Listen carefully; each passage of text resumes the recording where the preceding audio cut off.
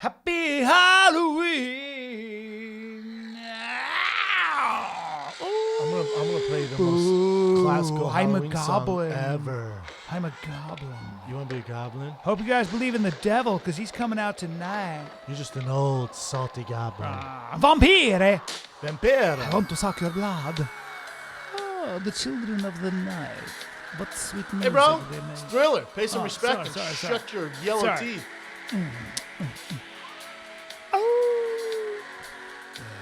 I like that you bought those teeth for Halloween, though. Those look sweet, man. Hey, bro. They're really freaking Those me are out. my real teeth. Those are my real chiclets. Them's my real chiclets. I mean, is there anything more Halloween than Thriller? Oh. Now, who's the actor who speaks on this? Who goes, now, who's that guy?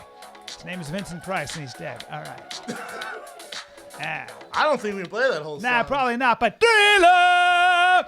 Thriller! Yeah, toes on around the corner, and a corner me. But the Ooh, don't know the Thriller! words. Huh? Don't know the words. No, that's I'll take his Afghani. red That's- leather that's jacket in that fucking video, though. If you remember it. you sure will. Hot leather jacket. Red Yep. as fuck. Red as fuck. Halloween, my man. I'm Another really Halloween. excited. Notice how I'm dressed like a lumberjack? No, you're dressed like Freddy Krueger, and you got the matching teeth. Oh, I'm hey, proud of you bro. dressing up, bro. I'm dressed like a guy who splits wood. I smell like moss and wood in the forest and rain because I'm a lumberjack. Are your kids crunk for Halloween? Sure, my son's Do they gonna get go, crunk My for son's it? going to go as a devil, as a demon. He's going to go as a Well- dragon demon, and he's got wings. And he wanna said, look "Where are at- my wings?" Hey, he was freaking out. Look at me. I want to look into that. I know. He And was, what's your daughter going in as? of course, a princess. Of course, a princess. Princess from Frozen? I don't know. It's some princess from a cartoon that they watch. Because if you got, well, that's for sure Frozen. It should be. No, she's right? over Frozen. You put on Frozen, she'll go, "Get that shit off now." She watched it Even if 2,600 Olaf times. is. She watched it Because 2,600 I'll times. rush into your house going, in summer. Summer. I was thinking about going as I'm kind of a little emotional. I found You've been thinking about it? well, I found my old Boy Scout uniform and Well- I squeezed into it. And I'll be honest with you, it hurts to get into it. My shorts and my arms. I mean, I can barely fit, and it doesn't really button, but it looks adorable. And I remember getting all my badges, and I wanted to ask you if maybe I could be a Boy Scout and he could be my Scoutmaster. No, man. It's No, some weird hold on. fetish fantasy. No, you would just teach me how to camp and be a good citizen. and Give you get your eagle stripe. yeah, get By me my, eagle stripe, get me my badge. you can earn that Get me- eagle stripe. yeah. Look at me. You can earn it. Oh, okay. You okay. can earn it. All right, Scoutmaster. Teach me how to whittle. What do you mean? Do I have to learn how to whittle, make a fire, tie a knot? Tie a knot? Huh? Maybe, man. Oops. I don't know. Tie a balloon knot? Huh? Just asking. Hey, you bro. questions. I don't like where this is going. I'm seem to be spilling out these little shorts. Oh, what's this? I'm a grown man. Oh, it's a baby bird hanging out the shore. Mr. Scoutmaster, I got a dead baby bird attached to my leg. Can you bring it back to life? Giving it mouth to mouth? Hey, Mr. Scoutmaster, better get this bird out the nest. Get it out the nest and in the air, if you know what I mean. Ooh, Scoutmaster, we can play Reverend. I'm Leonardo, and you be that bear, and you just attack my ass. Oh, no, a bear. What do I do? Better curl up in a ball. Oh, I better act dead while you attack this ass. Better get on my tummy and save my vitals. Save my vitals. Hope this big old Scoutmaster / bear doesn't go to town on my rump. That is, after all, where all the Oh. meat is. That is where all the meat is and sweet juices. Hey, my Scoutmaster / bear told me to play dead. Oops, I just died with my back arched. Oh, what's this? My pants are down too. You must have torn those off in the scuffle. Don't move or struggle, because you just make the bear more mad. So I'm just gonna take it. You do whatever you please. Ooh, big old angry bear. Oh, it's a big old grizzly bear dressed as a Cub Scout leader. Always heard rumors about them eating your ass first. Is it true? Guess I better not move. I'll keep playing dead. Hope you don't mind me moaning a little bit. What with all the pain I'm in. I got a better idea. How about I just gag you with this Eagle Scout star I have? All right. I guess How about I take that old Boy Scout handkerchief and just place it around your mouth? as long as I get my gag badge. I want my gag. No, there's no badge. gag Oh, badge, I Brian. wanna, why? I didn't. I thought you wanted to be an Eagle no, Scout. I thought my gag reflex. So I get a gag badge. I heard you're mean at tying knots. Oh, real mean. Yeah, I'd love to see knot this dick up in your mouth. Scoutmaster, you're being super literal. What is Scoutmaster, we've kind of been dodging that stuff, but you Scoutmaster. went real extreme with it. This is kind of crazy. Kind of yanking a three-piece set up in the air between my legs. You're bulldogging my nuts. Hey, I'd love to see you start the fire, huh? Let me see you start. You mean rub these two sticks together? Yeah. Or should I say these two dicks together? Well, Oops. how about we create some little sparks by rubbing our dicks together? Then we can play swords. Well, yeah, after all, we got to stay warm, so we best rub our dongs together. I mean sticks together. Okay, well, listen, Cub Scout. Anyway, hey, listen, Cub Scout. Yeah. I'm not I'm a going Boy to do this Scout. alone. I'm a Boy Scout. Don't be disgusting. I'm a Boy Scout. All right, Cub Boy Scouts Scout. are way too young. All right, Ew, boy- you're gross, dude. Hey, Boy Scout. Yeah. I'm going to need you to bring your friends. Oh. There's not just a one-man Boy Scout. What? Well, I got Donnie and John and Stevie and Tyler. Hey, boys, come on over. Scoutmaster wants to have a talk with You us. never really did Boy Scouts, though, yeah? Sure didn't, but I was a Weeblo for a couple of minutes. What's a Weeblo? That's between Cub Scouts and Boy Scouts. I was The a fuck's a Weeblo. Weeblo? And Bitch, I said Dreamcast. our Weeblo master, the Den master, was my buddy's dad, and he was awful. He was the first adult I ever heard say fuck a lot, and he was a military guy, and he was really cool though, because we had to make decoy ducks. Do you know what a decoy duck is? I sure do. Okay, so I was a Boy Scout, sir. I felt so proud that I actually learned how to whittle and sand my decoy duck and paint it, and I made a duffel A head duck. Weeblo? Is that like an old school thing? Yeah, no, Are they Weeblos still are around? Weeblos are the bridge between Cub Scouts and Boy Scouts. And I made a decoy, and I held on to that decoy probably until I was 18 years old. Oh, okay, well. I know, because it was my first Didn't accomplish sense of much as a kid, accomplishment. huh? It was a first sense of accomplishment, and I was the guy who. This is going to sound really weird, and I'm just thinking of it now. I stuck to that. I was the guy who actually made that particular decoy the best, and I stuck to it, worked really hard at it, and it was my first feeling of accomplishment where I was like, and he stuck his hand on it. He goes, "Proud to have you in my den." I remember he said, "I'm proud to have you in my den," and shook my hand. I was Let's like, go I in felt the like a back man. and let me. No, he wasn't that kind of guy. He was just a military, hard-ass military motherfucker. How long were you in that for? It felt like 10 years, but probably about 2 months. Me, I only did 2 months. I remember my dad signed me up for Boy Scouts. And we had to meet in these apartments called Buckingham Oaks and Aurora. It's tough over there. Yeah. But we would meet at this single. She was the mother cub den lady, Mm-hmm. and because her son was there, we'd meet there and do like arts and crafts and knots and Sure. build shit and paint models and stuff. But she was like this single mom, super stressed out. You could tell she was just trying to make ends meet. Yeah. I remember meeting there and just be like, "What the fuck are we doing? Like, this isn't that cool." You can feel when an adult's not into it. Yeah, it's not even that she wasn't into it, but it's like the last thing she needed to do. And you could tell the dad left, so she was trying to make up with having all these like boys around for her son, Yeah. who was a great kid. I forget his name. And then I remember we were painting models, but it was like a Wednesday night. I had football practice, and I'd go there. And I was like, "Dad, why don't I just paint models at home? Why the fuck am I doing it with You're these- not the kind of guy who with needs a these group around dorks? you. Like, Yeah. what are we doing, man?" I liked it, but Were my you- dad was like, "Good point." Were you with me in the airport? I don't know, when we saw that Eagle Scout. He was a grown man, every bit of 30, 32, and he was Sir, an I Eagle sure Scout. was. You were, He was right? getting on the plane. That's right. Remember that? And Full grown man. He was an dressed Eagle like he was Scout. a soldier. Huh? Hi, how you doing? He had shorts. Hey, man. He had Boy Scout shorts on. I'm not kidding. He had a knapsack and it had badges. He was a full-fledged Motherfucker, Eagle Scout. you better invented the Cub Scouts. You better have been the originator if you're gonna dress like that. Correct. Because it ain't Halloween. Or join the military. What are you doing, man? Let's step this game up. Can- He was too old to join the military at this point. What if he went up to you and was like, I'm doing a service. Is there any? Can I have your seat? I'm like, hey man, Yeah. hey man, I would have said, get back to your regular seat. You are not in the military. get back in your den. Get back to your den. All right? Because you're the den leader, but this is not the den. Okay? Don't pull your den stuff here, sir. Because on an airplane, we don't need any of your skills. Not up in here. Don't need to build a fire, tie knots, or be a good citizen. All right? We don't need any of that on this plane. Now, see some shit goes down, we're gonna need you to man up, act like a marshal because you're dressed like a complete asshole. And, He really was. And the terrorists will believe It you're a was marshal so because they don't interesting. know, because ISIS does not know what a Cub Scout looks like, and you're crazy enough to dress like that. I'm gonna need you to step up your game. I wonder what his psychological profile is. 100% lives with his mom. Oh, you want to go through it? It'd be a nightmare. Lives with his mom, 100%. jacks off relentlessly to porno. Cheetos, Cheez-Its is his diet. Yeah. Probably a big fan he of looked LARP. that way.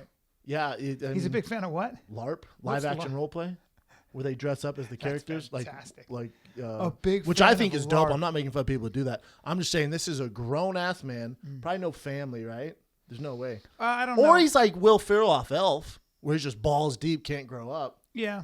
and like he's still showing up to the regular fucking meetings, like the PTA meetings with the kids. I'm like, where's your son? He's like, don't have one. But I'm here to drop some knowledge on you bitches. That phenomenon. 'Cause I've been doing this for 30 years. That phenomenon carries over, though. Like, you'll see people at Gold's Gym in Venice, and she'll be 60, and she's dressing like she dressed in the 80s when she was doing aerobics. It's the same outfit with the That's same my hair. Uncle Pax. Yeah, and Rest you in go, peace. that's when you felt the most powerful. That's when you felt the best about yourself, and you keep that style going for the rest of your life. Maybe. You think he felt the most powerful when he was a Boy Scout? Felt like he was part of something? Probably. You don't think he his joined another happiest club? memories, and this is somebody who just stopped their psychological development for whatever reason. Sometimes they say trauma can do that. Sometimes they say death of a parent or sexual, abuse can stop people. Drugs, certain times Stop can their stop their development? development, their emotional development. I don't- and they'll stay at 13. They'll stay where they were when they Weird. had that offense. I had a friend who just this weekend was telling me, I was like, I haven't talked to him in forever. I'm like, what's going on, man? He's like, dude, just going to a lot of church, man, 3 days a week. And I was like, damn, I didn't know you're religious. Wow. And he was like, it's not even about that, man. I feel like I'm part of a club. He's like, I don't believe all of it, but I actually feel like I'm part of something. I was like, I get Wow. that, man. Sure. Good for you. It's an anchor. I think for him, like, it's community. Like he was picked on as a kid. He's always felt kind of bullied, and he goes there and like it's all good. Yeah, you go to church and you're not judged for anything other than what's inside of Well, you. I mean, that would depends. be the idea. Yeah. Depends. But that church was always sort of a respite for that, like for the world. They used to say that when the priest would read in Latin, nobody spoke Latin, but there was something about going to a church where it's quiet and somebody's reading from the Bible, and there's a meditative process where you're, Dude, when I roamed around New Orleans, when you were sleeping, when we did a live show out there, I was roaming around the city. you stick to your eating clock. beignets. You stick to your clock. Oh yeah, I get up at 7 a.m. no matter what. No matter what. Well, sometimes 6 a.m. with the TT. But anyways, I was roaming around. I found a church there. Dude, there's something special about those things, especially when it's older and it's like super nice and there's, the colored glass and all that stuff. Oh, yeah. And the statues and stuff. I was like, damn. Oh yeah. I had a hat on. Took my hat off. Took your hat off. Whispered. Turned my phone up, put on silent. Let's not be that guy. I've heard a lot of people talk. A lot of art critics will talk about how religion. See, art is amazing because art unifies everybody together. So if you listen to great music, it doesn't matter if you're black, white, Chinese, whatever. It kind of unifies you. People all sing to the same beat. They're dancing. I mean, of course, music cuts across cultural lines, but like great art is supposed to do that. And great art was always it's really interesting. Great art was always influenced by religion, like rock and roll. Soul music, black rhythm and blues, was very heavily influenced by the church, by the black church, and by sort of the inspiration there being like Marvin Gaye and stuff. Dude, go to a black church. Whitney Houston, all of them came up. Mariah Carey came up singing in church. I feel like it's so much funner there. Oh yeah! The Oh my light, God! stuffy church. I sure have, My sir. buddy's mom died in Harlem, and I went to that black church. I could not believe the music. Man, they know how to do it right. Woo! Man, they know how to do They it right. celebrate. Dude, you want to talk about music? This weekend I went to the Nightmare Before Christmas live show. Danny Elfman's last live show, by the way. Danny Elfman, by the way, for you guys who don't know, is a giant. When you talk about music in movies, Beetlejuice, he's Men in probably Black, the greatest. all the Batmans. I think one of the in top 5, Nightmare top Before 3 Christmas. composers. Yeah, he's known cinematically of all time. Yeah. He's like the Jim A Brown beast. of music. Yeah. He's a monster. Yeah. So I got there. Last time I went to Hollywood Bowl was with Timmy Tebow when we went to Zach Brown concert. It's a little different when you're with him, right? So we just went whatever. And this time, I mean, it's packed, man. We took an Uber because the parking's a fucking nightmare. Smart idea. Nightmare to get there. Yeah. But I got there. I really didn't know what to expect. Dude, I'm telling you. So what they did is they had the whole orchestra there. And then they had the composer, and then Danny Elfman, who in the actual movie is the voice of Pumpkin Jack and does all the singing. I didn't know that. They had him there, so he walked out. So the big screens would be the movie. The main big screen was on Danny Elfman and the cast. So they had the whole cast of the goblins and the little kids, and then they had the girl from you guys would know her from Home Alone or Beetlejuice. What's her name? who I told you about. Oh, Christina Ricci? Yeah, no. Oh, From Catherine Home Alone. O'Hara. Catherine O'Hara Yeah. is the voice of Sally in Nightmare Before Christmas. She was there singing, and then Paul Rubin, aka Pee Wee Herman, is the voice of one of the other characters. Talented guy, by the way. Super talented. Yeah. And then the Boogeyman, the black guy, I forget, people went nuts when he came out when he did the Boogeyman. But so they would play the movie. Then when there was a musical, they would bring in the original cast. Dude, Damn. telling you, this thing was dope. Damn. I know, I was crunk. That's really cool. It was super fun. Yeah. Super fun. Some legit costumes too. Pumpkin Jack. The best I saw was a family sitting across from me. The dad was Pumpkin Jack. The mom was Sally, and their little girl, who's maybe 4 or 5, was Zero, the dog. It's pretty legit, Zero's a cool name for a dog. right? Zero. You've never seen Nightmare Before Christmas, huh? Sure haven't. Man, it's good. Classic. I'm Super going to watch classic. it with my kids. Can Yeah, kids well- watch it? Oh, yeah, it's a kid's movie. Yeah. Yeah, it's different now though. Yeah, because I remember my mom took me opening night at off Colorado Boulevard. I forget what the name of the theater. CTE. Anyways, to that theater, but it was so packed because that was such a big deal for that movie. Because remember Tim Burton at the time, because Tim Burton was the director, and he did what? He did Batman. He did. Oh, yeah, he did. And then Sleepy Hollow. He Sleepy. did it all. Well, yeah. but at that Alice in time, Wonderland. yeah, but at that time. All right. Yeah, Batman. Then this was the next huge movie, so it was sold out everywhere. I remember we got like the last tickets, and you could never get away with it these days because of fire issues and fire marshal. But we sat on the floor in the aisle, and my mom stood behind us. Wow. We watched Nightmare Before Christmas. It was that packed. Yeah, man. Weird, right? Uh-huh. Yeah, my mom loves Nightmare Before Christmas. Halloween, man. Going trick-or-treating with the kiddies. Some of those old movies stand the test of time. My son was watching Snow White and the Seven Dwarfs from the 30s or whatever it was. You talking about the Holy the shit! the cartoon? He was smiling the whole time. He was just like so enchanted. It They're was so well crazy. done. Oh, the animation back then, unbelievable. The music. Oh, I mean, yeah. works of fucking art. Oh, You had well, they're so many people classics, working man. on that. Yeah. TT went to his first day at Disneyland. I thought he was too young, but he enjoyed the shit out of it. He did? Yeah, I mean, I didn't go. He went with all girls, so it was kind of a girls' day, but I thought he was too young. Disney, as far as movies go, kills it. Like I don't want my son watch, and I watched it with him. I've never seen it, and everyone's a huge fan, but SpongeBob SquarePants, not really a kiddie show. It's on Nickelodeon, but you watch it. Like the one episode I watched, the SpongeBob and what's his buddy's name, Patrick, went with these like they got lost and they stumbled upon some like drifters or like rednecks. Yeah. And the rednecks took them hostage and wouldn't let them leave until they married their mother. Whoa. And then they escaped. Whoa. They escaped. What the fuck? I know. They escaped, and then those rednecks took over their restaurant.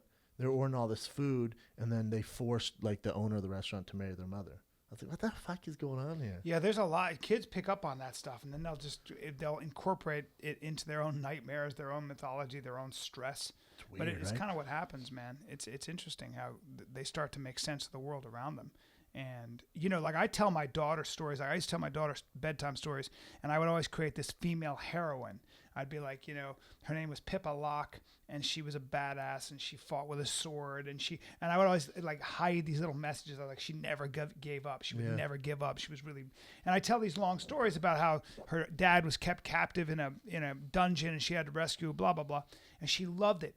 And then I would do it with my son. Problem is, they watch some pretty exciting shit like The Jungle Book, etc., with all that animation and all that amazing story, or And it looks Finding real. Dory. The stories are so intricate and good that when you're trying to keep up with that as a dad and you're telling a story, man, my son's rolling his eyes going, get to the good part. What the fuck? I've seen this before. He's finishing the story. He's like, because I'm taking shit from You're trying other to keep movies. up with the Jungle Book? Bro, you can't keep up with that. And I'm sure Disney- old Bri stole some shit Sure from... did. He's all, bitch, did you just give me the plot of Finding Nemo? He did. And put me as the sea turtle? He finished my sentence. I was like, God damn it! I'm stealing from Pixar and Disney. He's seen it all. He's like, hey, bro, you're giving me Channel 13 reruns. You're giving me like bad bus and truck Bad version commentary. because you're lazy. I know. And it ain't 1985 Just anymore. shitty I commentary. got a huge flat screen with the best movies in the world. There's not I mean, there's always gonna be a market. Scary movies killed in the box office, so there's always gonna be a market for scary movies. But they don't. There hasn't been too many like legit scary ones. This comes from a 33-year-old grown ass man, but I love scary movies. My wife does too. She watches every one. I watch every single one that comes on. So and I critique all of them. The last legit one I watched again last night, and it still holds up. I know which one. What? Conjuring 2? No, that one's all right. Okay. Yeah, there's an issue with that one. The animation with it was terrible. Yeah. They really fucked up. I agree. They should have focused on the evil nun because she was scary as fuck. Yep. Matter of fact, went to the bathroom, ran back into bed because of it. Anyways, watch that movie Lights Out. Have you seen Lights Out? It's legit, man. Oh, Lights Out is super legit. Have you seen it? You told me about it. Ooh, watch it last night. Is that the one with the blind guy? No, that's I think Don't Breathe. That's Don't Breathe. Yeah. That's more of suspense. Wait, I don't know Lights Out then. Lights Out is with there's no like major actor or actresses in it, but basically, like I said, no major actresses in it. But the plot basically is this lady was when she was like young, like 14, went to insane asylum, and she met a friend there, and it was her best friend. Well, her best friend's like this weird, dark girl. And then they did these, she had this horrible disease where bones broke. So I'm doing a shitty job of it. But they try a test on her. It fails and she dies. Oh. But then she comes back and she's like this. She can't be in light. So it's called light. Like she takes out the light and she's just I got to see brutal. this. It was scary, man. It was Lights scary. Out. When did it come out? Even last night I was like, When did it come out? Like 7 months ago. But new movies to get you scared, it's a tough gig, man. I don't do gory. I don't like gory. I like Hostel 2. I don't like Hostel 1. I don't really do gory. I don't usually see any of them. You don't see a lot of movies, though. No. Yeah? I'm terrible. I'm only in the business and I don't watch any of the movies. Good job. But your wife watches them, huh? Like it's her religion. Any scary movie, and she's like, any scary movie I'm in. Like I said, and I used to it's tough to make a good one, man, because like same issue with your son. Now to scare people, it's gonna have to be some legit shit, man. She and her friend watched a scary movie. It was like the first time to Conjuring or something like that. Conjuring, and they were so afraid, and they were like cuddle up. And I said, "See you later," and I left, and I came back. Knocked on the window. And I just waited, and they were watching, and I just waited, and I just went. And I banged on the window. Freaked out. They were so freaked out. It's so tough to pull off a good scary movie, man. Oh yeah. I mean, it's goddamn near impossible. I even like those funny ones, like Scary Movie, Scary Movie 2. Yeah, those are great. They're funny. I did. I was with Anna Faris. Anna Faris, not Anna. Apparently, it's Anna. Who's the star of those movies? Cool. I just did her podcast. It was interesting yesterday. There was this huge podcast festival or something. Those are a waste of time. Where? It was like Entertainment Weekly did something downtown, and I just said, I'll do your podcast, but it turned out to be this. I had to go down there, and it was interesting. Was it like a big podcast festival? I guess they were doing a lot of podcasts there. All at once? Yeah, there were podcasts and there were panels. It was interesting. We would never do that. No, you're getting up there and then you do this thing where you talk about the movie and everybody's there to watch. It's an interesting thing what people. What do you mean they talk about the movie? So they had Bad Santa and they had some of the actors from Bad Santa. There's Bad Santa too. It's like Comic-Con sort of where you get up and talk about the movie and stuff like that. But then they had podcasts as well. They had rooms with podcasts and people would come in and watch. It was really interesting. Weird. Yeah. Could be cool. Well, for some, so like Mark Maron does a podcast where you could, his podcast, I'm sure, I don't know if he does live shows. I don't know, but there's some podcasts you could, where you're going to get, you know what I'm saying, what you get on the podcast. Like our live show is a performance, you know what I'm saying? Yeah. Like if you go to Dr. Drew, his podcast and live show, they're identical. Right. Well, that's the difference between us and like a lot of the podcasts. I wouldn't do this. One thing I noticed live. about what we do compared to a lot of the podcasts I was watching, including the one I was on, is that they don't really have an idea of what exactly they're trying to do. They're not specific about it. They're not, it's like we riff and stuff and we go on, but this has a certain flavor and point of view structure. And I think that a lot of podcasts fail because they have this idea we'll just talk and be funny, but there's no strong... Stuff to do too. It is. I don't know. We've never done a show like, hey, let's try and be funny today. No. I always say, hey, Bryan, look at me. Try and be funny today. Yeah. Hey, make sure we talk about this. Never. Let's talk about this and that. Never. Yeah. But that's the good and bad part of podcasting because if you had a producer or a showrunner, they're going to say, hey, you need to do this, this, and this, and this structure. And then if you're not a structured person, you decide to start a show on your own. Yeah. One thing I noticed that ramble. We have such a loyal fan base, but I got a lot of emails about the Chael Sonnen podcast, and I think I was clumsy in trying to make a point about sexual assault, and a lot of women were kind of enlightening me on the subject. Guys and girls. And I should just address it for a second, because one of the things that I think I'm emotional about it is because I have a son and a daughter, and it's put me in a very unique position, because with a son and a daughter, this debate matters to me a lot, because I got a daughter that I'm worried about being sexually assaulted. I got a son I'm worried about being, and my buddy who's a cop/lawyer said, hey, your dick is like a gun. You own a gun, you own every bullet in that gun. You got to teach your son that if he has a dick, he owns that dick. There is a fine line between what would be considered sexual assault, consent. There's all these things that we're going to have to contend with. But it's nothing I can remove myself from, because I have a son and a daughter, and I worry about both of them. And this woman, she'll be anonymous, but don't give her her name. No. I already talked to her. I won't even read the whole email. I just wanted to read a little of it. And she was great, because she said she's a long-time listener, but she gave me a female perspective that I never thought of. Let me say this to everybody very clearly.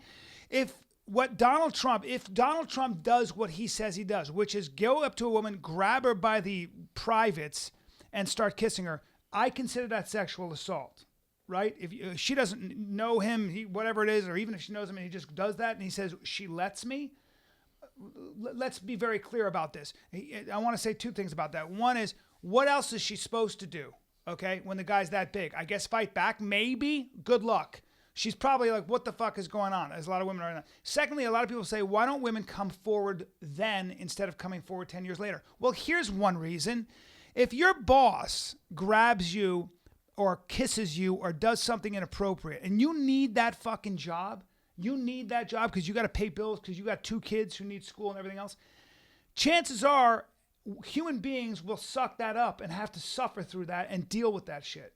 And when they have a chance later on and they see that a lot of other women are coming out and they go, this guy's a scumbag, that's when they come out. Mm-hmm. And that makes sense. So the answer to that, people say, well, why didn't they come out before? Well, because they probably couldn't, because they would have lost a job that they really needed or whatever. So, but she gave me a really good, she said, so one thing Brennan and Bryan Chael were talking about was, what is consent?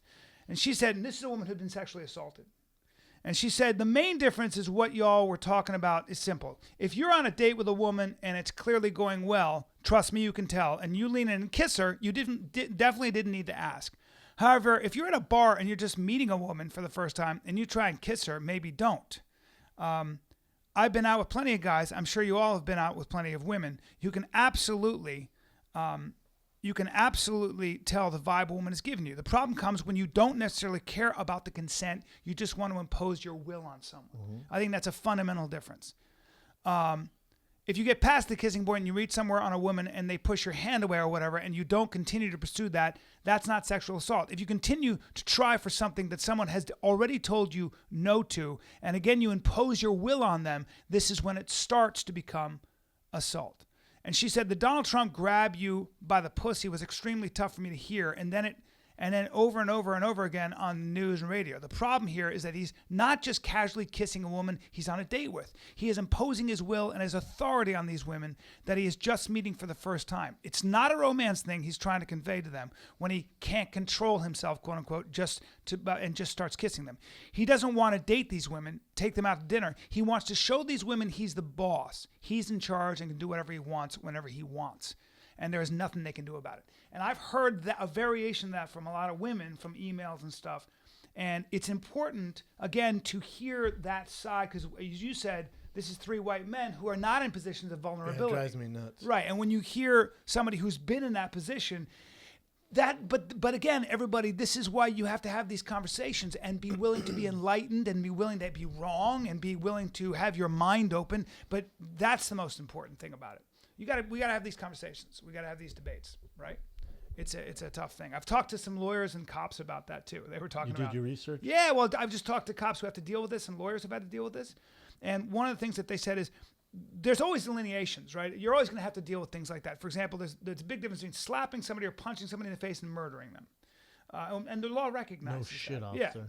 Yeah. But one is assault and the other is murder, and there are different lines and stuff like that. But when you start talking about what those lines are, what you have to do, you can get yourself in trouble if you're not I sensitive. feel like sexual assault's really not that blurred of a line. It's not that hard to figure out. It's really we not. know. The minute we heard that story from Trump, what did we say? Guy's a dick. Yeah, it's really like she didn't even send those emails. As soon as we got done with the show, I was like, well, we're about to get some shit. Which is why you said that you don't hear that in locker rooms, as in you don't hear guys going, yeah, I just grabbed her and she couldn't do anything about Not it. You're once. like, what? Never. Huh? Not once. That's where the lines, you're like, what'd you say? Not once. Like, that's where you go. Guys know. Right, Guys that's where you're know. like, whoa. That's where those backup moments, like, whoa, hold on, you missed a part. What'd you say? I think you it's can do whatever you want. I think it's usually the real hot girl and the guy's like, nah, I'll break her walls. Well, no.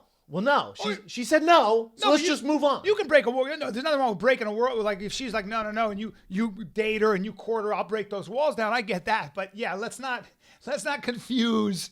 Let's not confuse the two. Yeah, it's And you're right. To me, it's not even close to blurry line. We all know the difference between being a dick and being a decent human being. Nah, she likes it, bro. Well, no, she literally just said she doesn't like it. So the frown is just a smile turned upside down. Weird, right? There's always that guy.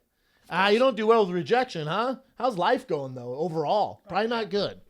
You can see it come out when guys are drunk. Sometimes you're like, oh, you're a rapist. Nothing Oh, worse. there you go. Oh, you're a bad guy. Nothing worse. Yeah, you're not a jolly drunk. You're a nasty son of a bitch. Yeesh. Yeah. Anyway, so thanks for reaching out, everybody, and I hope I made that clear. And sorry to be not sensitive. I'm just trying to get to the. I'm trying to help too. Trying to help. Yeah, I'm trying to help. I'm not trying to be unhelpful. I'm not trying to be. I'm not a fan of somebody who commits sexual assault. I'm just trying to help. I'm trying to have a conversation. I think you just have an opinion. Yeah, and I haven't. Well, I'm just worried about both ends of it, both ends of the spectrum. Just trying to come to some middle ground, and and I think that sometimes, like when you try to discuss anything when it comes to religion or politics, or dicey subjects like sex, you better be very careful when you have a public forum, because one deviation. You just gotta dot your I's and cross your T's. You gotta dot your I's. You and cross better your know what T's. you're talking about. Yeah. That's what I'm learning. You want to talk about politics? You want on the dropping knowledge or whatever we do? You better know what you're talking about. Yeah. People will send us 1,000 emails correcting you. B, they tune out. They're not credible. You know what I'm saying? Yeah. So you better dot your I's, cross your T's. But then again, there are also opinions, and there's a difference between opinion Yeah. and then actual. Yeah. You know what I'm saying? yeah.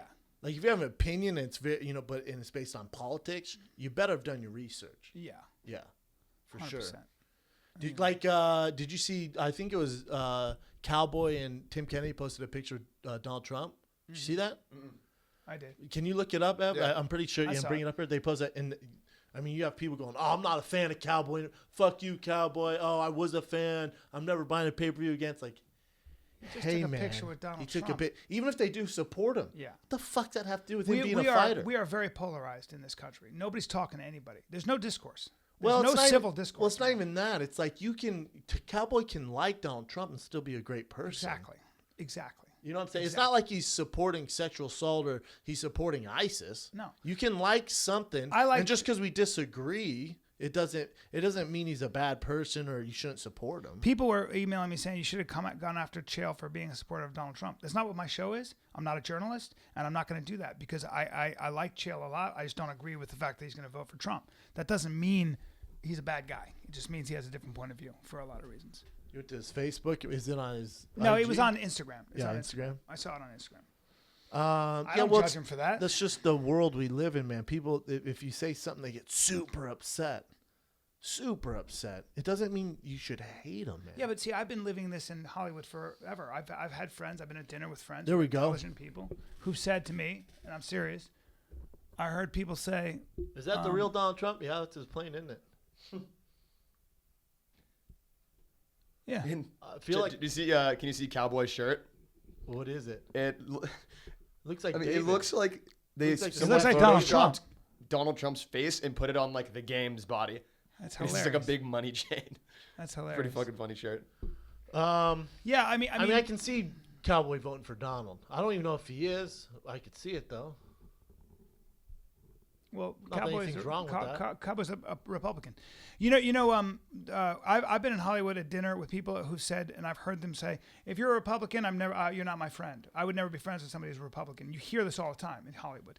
You would pay a price if you were vocal about being we talked on a about college that in jail. campus. Yeah. On a college campus, Yeah. they've done certain surveys. It's something like 65 Democrats to 1 Republican on a lot of college campuses.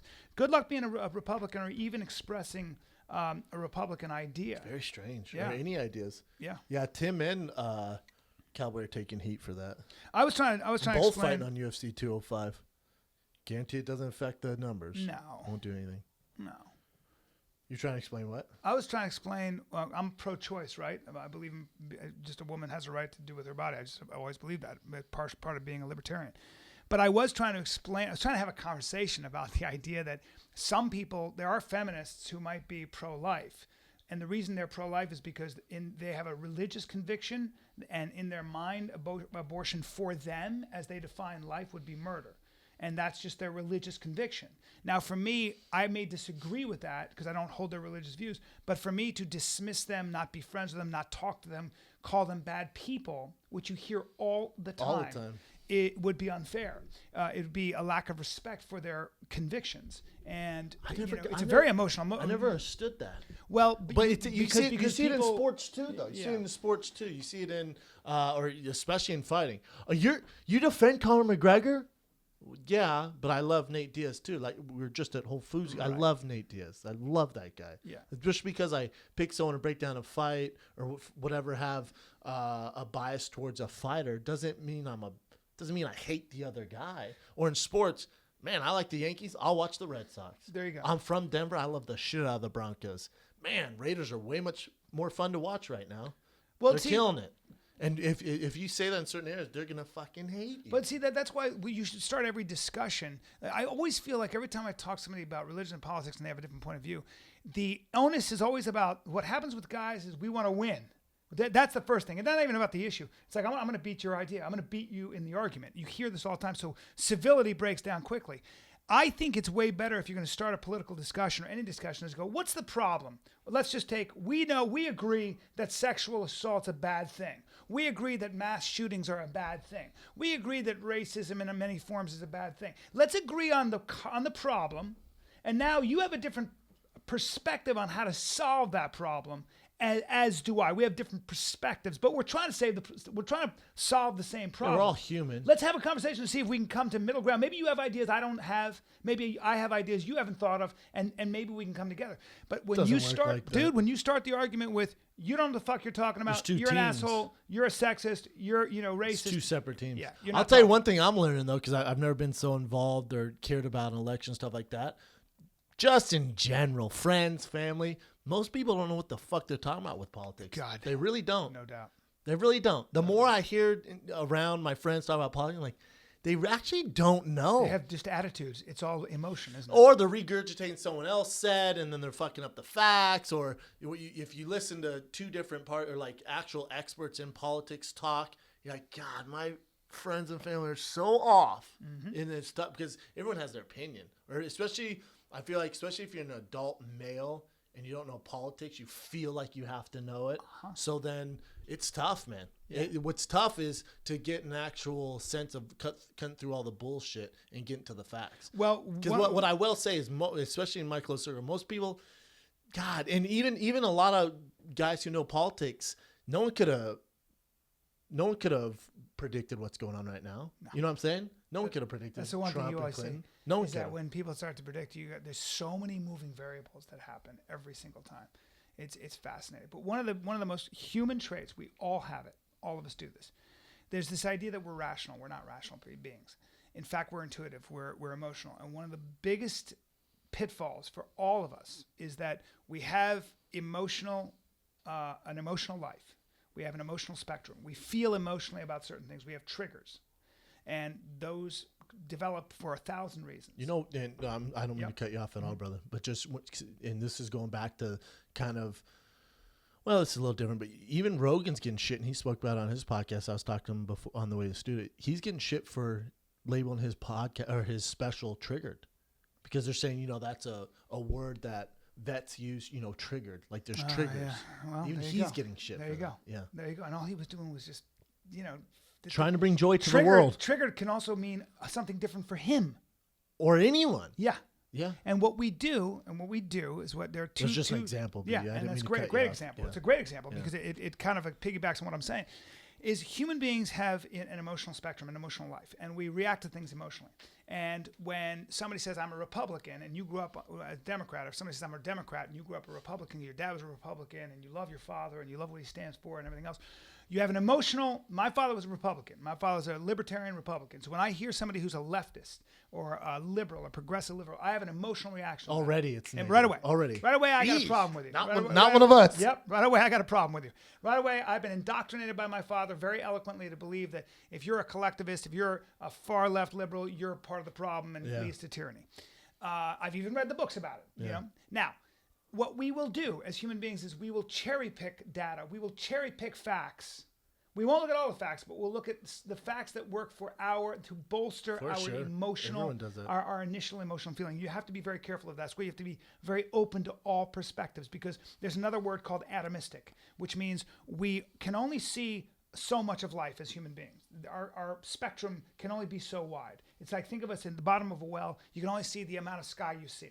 The biggest mistake to do is because you know a lot about one thing, whether it's fighting or your experience or whatever the contract has worked for you, we tend to apply our limited perspective to the entire human experience. For sure. And so that's where fanaticism, or that's where our teams come in. That's where we say, one of the most amazing things that Gail Collins at the New York Times said is she breaks down Republicans and Democrats, or like conservative and liberal, in two ways. She finds that people who tend to be more democratic, tend to be more liberal, tend to be more progressive, come from big cities where they're in close proximity to each other. They've got to deal with each other a lot. makes sense. So you become more collective. You Yeah. become more cooperative. You got to share an Yeah. elevator. People that tend to be more conservative and more self-reliant and more about leave me alone, keep the government out of my life, come from rural areas where they have more space, where they had to rely on themselves. Give me an example. So Iowa, or gotcha. or places like that. Iowa's actually a bad example because it's a farm country and they rely a lot on subsidies and stuff. But Wyoming or Utah, which tends to be more conservative, there's more space. There's more of a sort of frontier Western mentality. It used to be farming communities was the same way. They vote conservative. There was just more of a conservative nature. It's a theory, but she kind of bears it interesting. out. Yeah. This So day we and are a age is product tough. of we are all a product of our experience. And that experience has an emotional reality and an emotional life. And to say that we are not emotional creatures or intuitive creatures and only rational creatures is crazy. Super emotional Yeah. with everything. Well, what I tell you yesterday, and I won't go into details, but I have to deal with a lot of the business aspects of the show and finding the kids and stuff like that. And we're launching this new thing, which I think just grows the show. We're always looking for ways to grow the show. And there's a hiccup in it. We're fine now, but email is tough because I take it personal. I get emotional because I'm tied to this, right? So when someone didn't hold up to the end of the bargain, he sends me an email. Well, email is very black and white, which I always forget. You can't hear tone. And I have a problem already with this. He can't hear tone, and you don't know, the way I speak. So I wrote this email, and I sent. And then my brother's like, "What are you doing?" Because my brother's CC'd on it too, because he's dealing with it too. And he's like, "Dude, you can't talk like you can't." I'm like, "What's wrong with that?" He's like, "Just go back and read it." And I read. I'm like, fuck." Yeah. So I sent him like, "Dude, call me, because this isn't what I'm trying to convey to you. Call me, because this is so black and white. I'm not upset. It's not like that at all. Like, this is a very joking email. Like, it's not like that." And I called the guy and we talked for probably 20 minutes, and it's all good. It's all good. It's all good. Well, I've always but I told you one of my goals is to be less harsh when it comes to business. You're a very good businessman, and I'm, for one, very grateful for it. But I've always said to you that I think you are a very understanding, compassionate guy. Big time. The problem is with a guy like you is, I've told you this before, you're just bigger and stronger, and your physical appearance. But there's no physical with It doesn't. with business. What I'm saying is that it does. What I'm saying is that it's not your fault. It's just when you are as physically imposing, even to lean forward over someone, even lean forward over someone is immediately there's a caveman sort of dynamic That's there not good. where you've already kind of I know it's not good. and it's not your fault. It's No. not your fault. Yeah. It just isn't your fault. Yeah. You know, but unfortunately people who are as big as you and powerful have to kind of be hypersensitive because otherwise you'll put people on the defensive immediately. It's just funny. It's just the way it is. You know, I had a dad like this. Well, my my- father was a yeah, there you huge go. guy who was very domineering and would argue like So this. was my dad. He'd argue like this. He'd Where do you go, think I got it? Yeah, there you go. But it's For having a effective. discussion with my dad, it's exhausting. Yes. Probably the same as with me. It's exhausting. Dude, my dad used to drive me crazy. I'd make a point and he'd go, okay, well, when you're done being emotional, maybe I could shed some light on this, whatever it is that this shoddy. But your dad thinking- sounds I'd like think, logical. Your dad, Logical. my Hell dad, yeah. I'd say something. You go, what? You what? I'm like, oh my god, for sure, relax, man. I'm just saying, I wanted to fucking whatever, not wear these shoes anymore in school. Like everything's over the top. You gotta be kidding me. Well, no, man. Let's. Oh, no, go not my down. dad. Oh, no, my dad would do this. You'd be talking and my father would go, I swear to God, he'd go, I hear a lot of words. Hear no sense, but a lot of words. Talking to himself. A lot of words in the air. Just I don't hear much that's sense. tough, I'd be especially when like, you're a kid. hey, man, you're baiting me, bro. You're tough. He's It's hanging a tough. hook out. And I go, and I get Yeah. that hook. I'd be on it and we'd be fighting. But it's weird how you grew up and you're like, I'm exactly like my dad. The way he talks, yeah. everything. It's tough. And even now, me and him have a discussion. I was like, God, dog, I'm exhausted. Exhausted. And then my girl's like, you realize you talk to me the same way. Right. And then it goes in business, text. Have you ever email. done this where you're trying to make a point and then you don't have all your facts and you speed up through the part you don't want to? Like I was talking to him and it was a group of people all really smart and they were older than me and I was trying to make a point and then there was a part I didn't really know and I sped up through it. My father goes, now he goes, whoa. He goes, boy, you sped up through the area you didn't know much about, did you? Well, let me slow it down for you because it's a crucial area. He slowed it down and brought me back. I was like, oh, God damn it. You just took my my scaffolding off. I was trying to build a house on three pegs. Not You know, good, man. four. Better, like I said, you better dot your I's and cross your T's, depending who you're talking to. Oof. With everything, man. Yeah. Yeah. And I'll tell you, we're going to be dotting our I's, cross our T's. New York this week. fuck yeah. When was the last time we were there?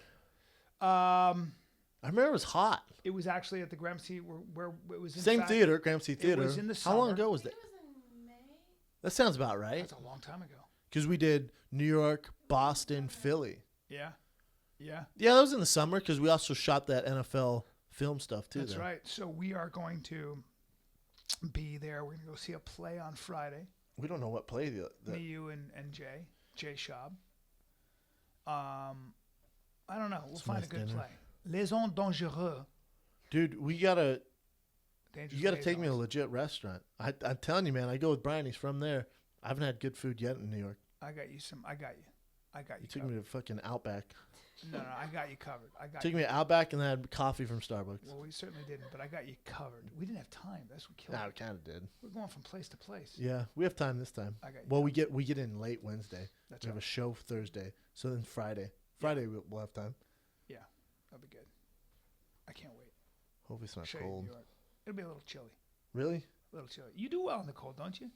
I don't mind it. I don't care. I prefer heat though. Not Well, that Phoenix heat though. When you played football, this is what I don't know how you do it. Like when I watch Oh, yeah, the drain my Super beaker, Bowl but go and you ahead. see these guys and they're in short sleeves and it's You're moving literally though. You don't 10 feel degrees. it, and plus you need to feel the ball. I know, but you don't. These guys are not wearing sleeves. Yeah, they're just tougher than you. I'm gonna go to the bathroom. Terrible question. Go ahead, piss. I'll talk the whole time. You got to pee, huh? Maybe I'll pee too. All right, we'll take 5. Let's take 5. We just finished Ooh, peeing. We man. just finished peeing. Longest everybody. peeing in Yeah. history. We dropped Real the Mr. bomb on Hand you, style. baby. Gonna drop the bomb on you, baby. Drop the bomb on you. But that's not even the song though. You're off key. No, I'm not. Gonna drop the bomb on you, baby. How's that song go though? I dropped the bomb on you, baby. No, you got me. Do you know fucked why up. I'm singing that song? I was gonna ask. Because game number 6 going back to Cleveland. Game 6. Like, well, Game 6 and Cleveland. Cubs won last night. They did, and the reason they won is because Cleveland's taking it easy on them because they want to win back in Cleveland. So you told me.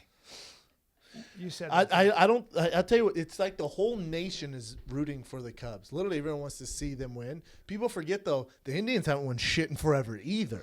So it's not, it's and not. the Cubs come from Chicago, Cleveland. But Cleveland's got the world heavyweight UFC champ. Yes. It's got the Cavs.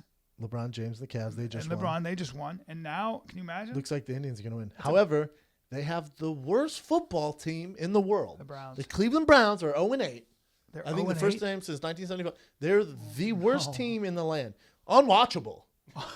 Hey, I'm I'm going to a Browns game in like 2 weeks. You are? Yeah. Why? My sister's fiance is from Ohio. So it's all Ohio, other side of the family. Is so he we're going out to their disciplining place you guys? Huh? Is he disciplining you? Is he disciplining me? No. Did you guys fuck up? If someone said, Brennan, we will give the entire Find the Kid nation free tickets to Cleveland, just get here, I would not do it. I would. It's unbearable to watch. It's a shit show on such a high level that I actually like it. Like That's if they were fair. just if they're like the Jags or something, like they're a shitty team, but they're not like a hilariously shitty team. No, they're still The fun to Browns are watch. hilariously shitty. Why does a team get that bad? There's just always got to be somebody who's shitty. No, management, the owners, they never invest in the product. There's a bunch of bad draft picks. Hey, maybe don't take Johnny Manziel, huh? Everybody saw that disaster. Hasn't coming. worked out for him. Yeah, there's a number of things. What's going on with good old Johnny Manziel? Nothing. He's But fucked. the Brown, yeah, they're not getting better either. So it's just a tough one. But I think Cleveland, unfortunately, Grant, it literally feels like everyone's rooting for the Cubs, aren't they? It's just like they haven't won forever. They haven't won in blah, blah, 108 blah, years. Chicago. Yeah, but look at Cleveland. They haven't won They haven't won either, man. Yeah. The Indians haven't won shit either. They won in like 45 or something? Yeah, 1945. A long time when ago. World War II ended. Yeah, Right. when sliced Think of it bread that came way. out. But they haven't won anything either. But I was explaining to Bryan that in this last game that was the third game in Chicago of this little run, because I think it goes I think it goes 2-3-2. I think it goes 2-3-2.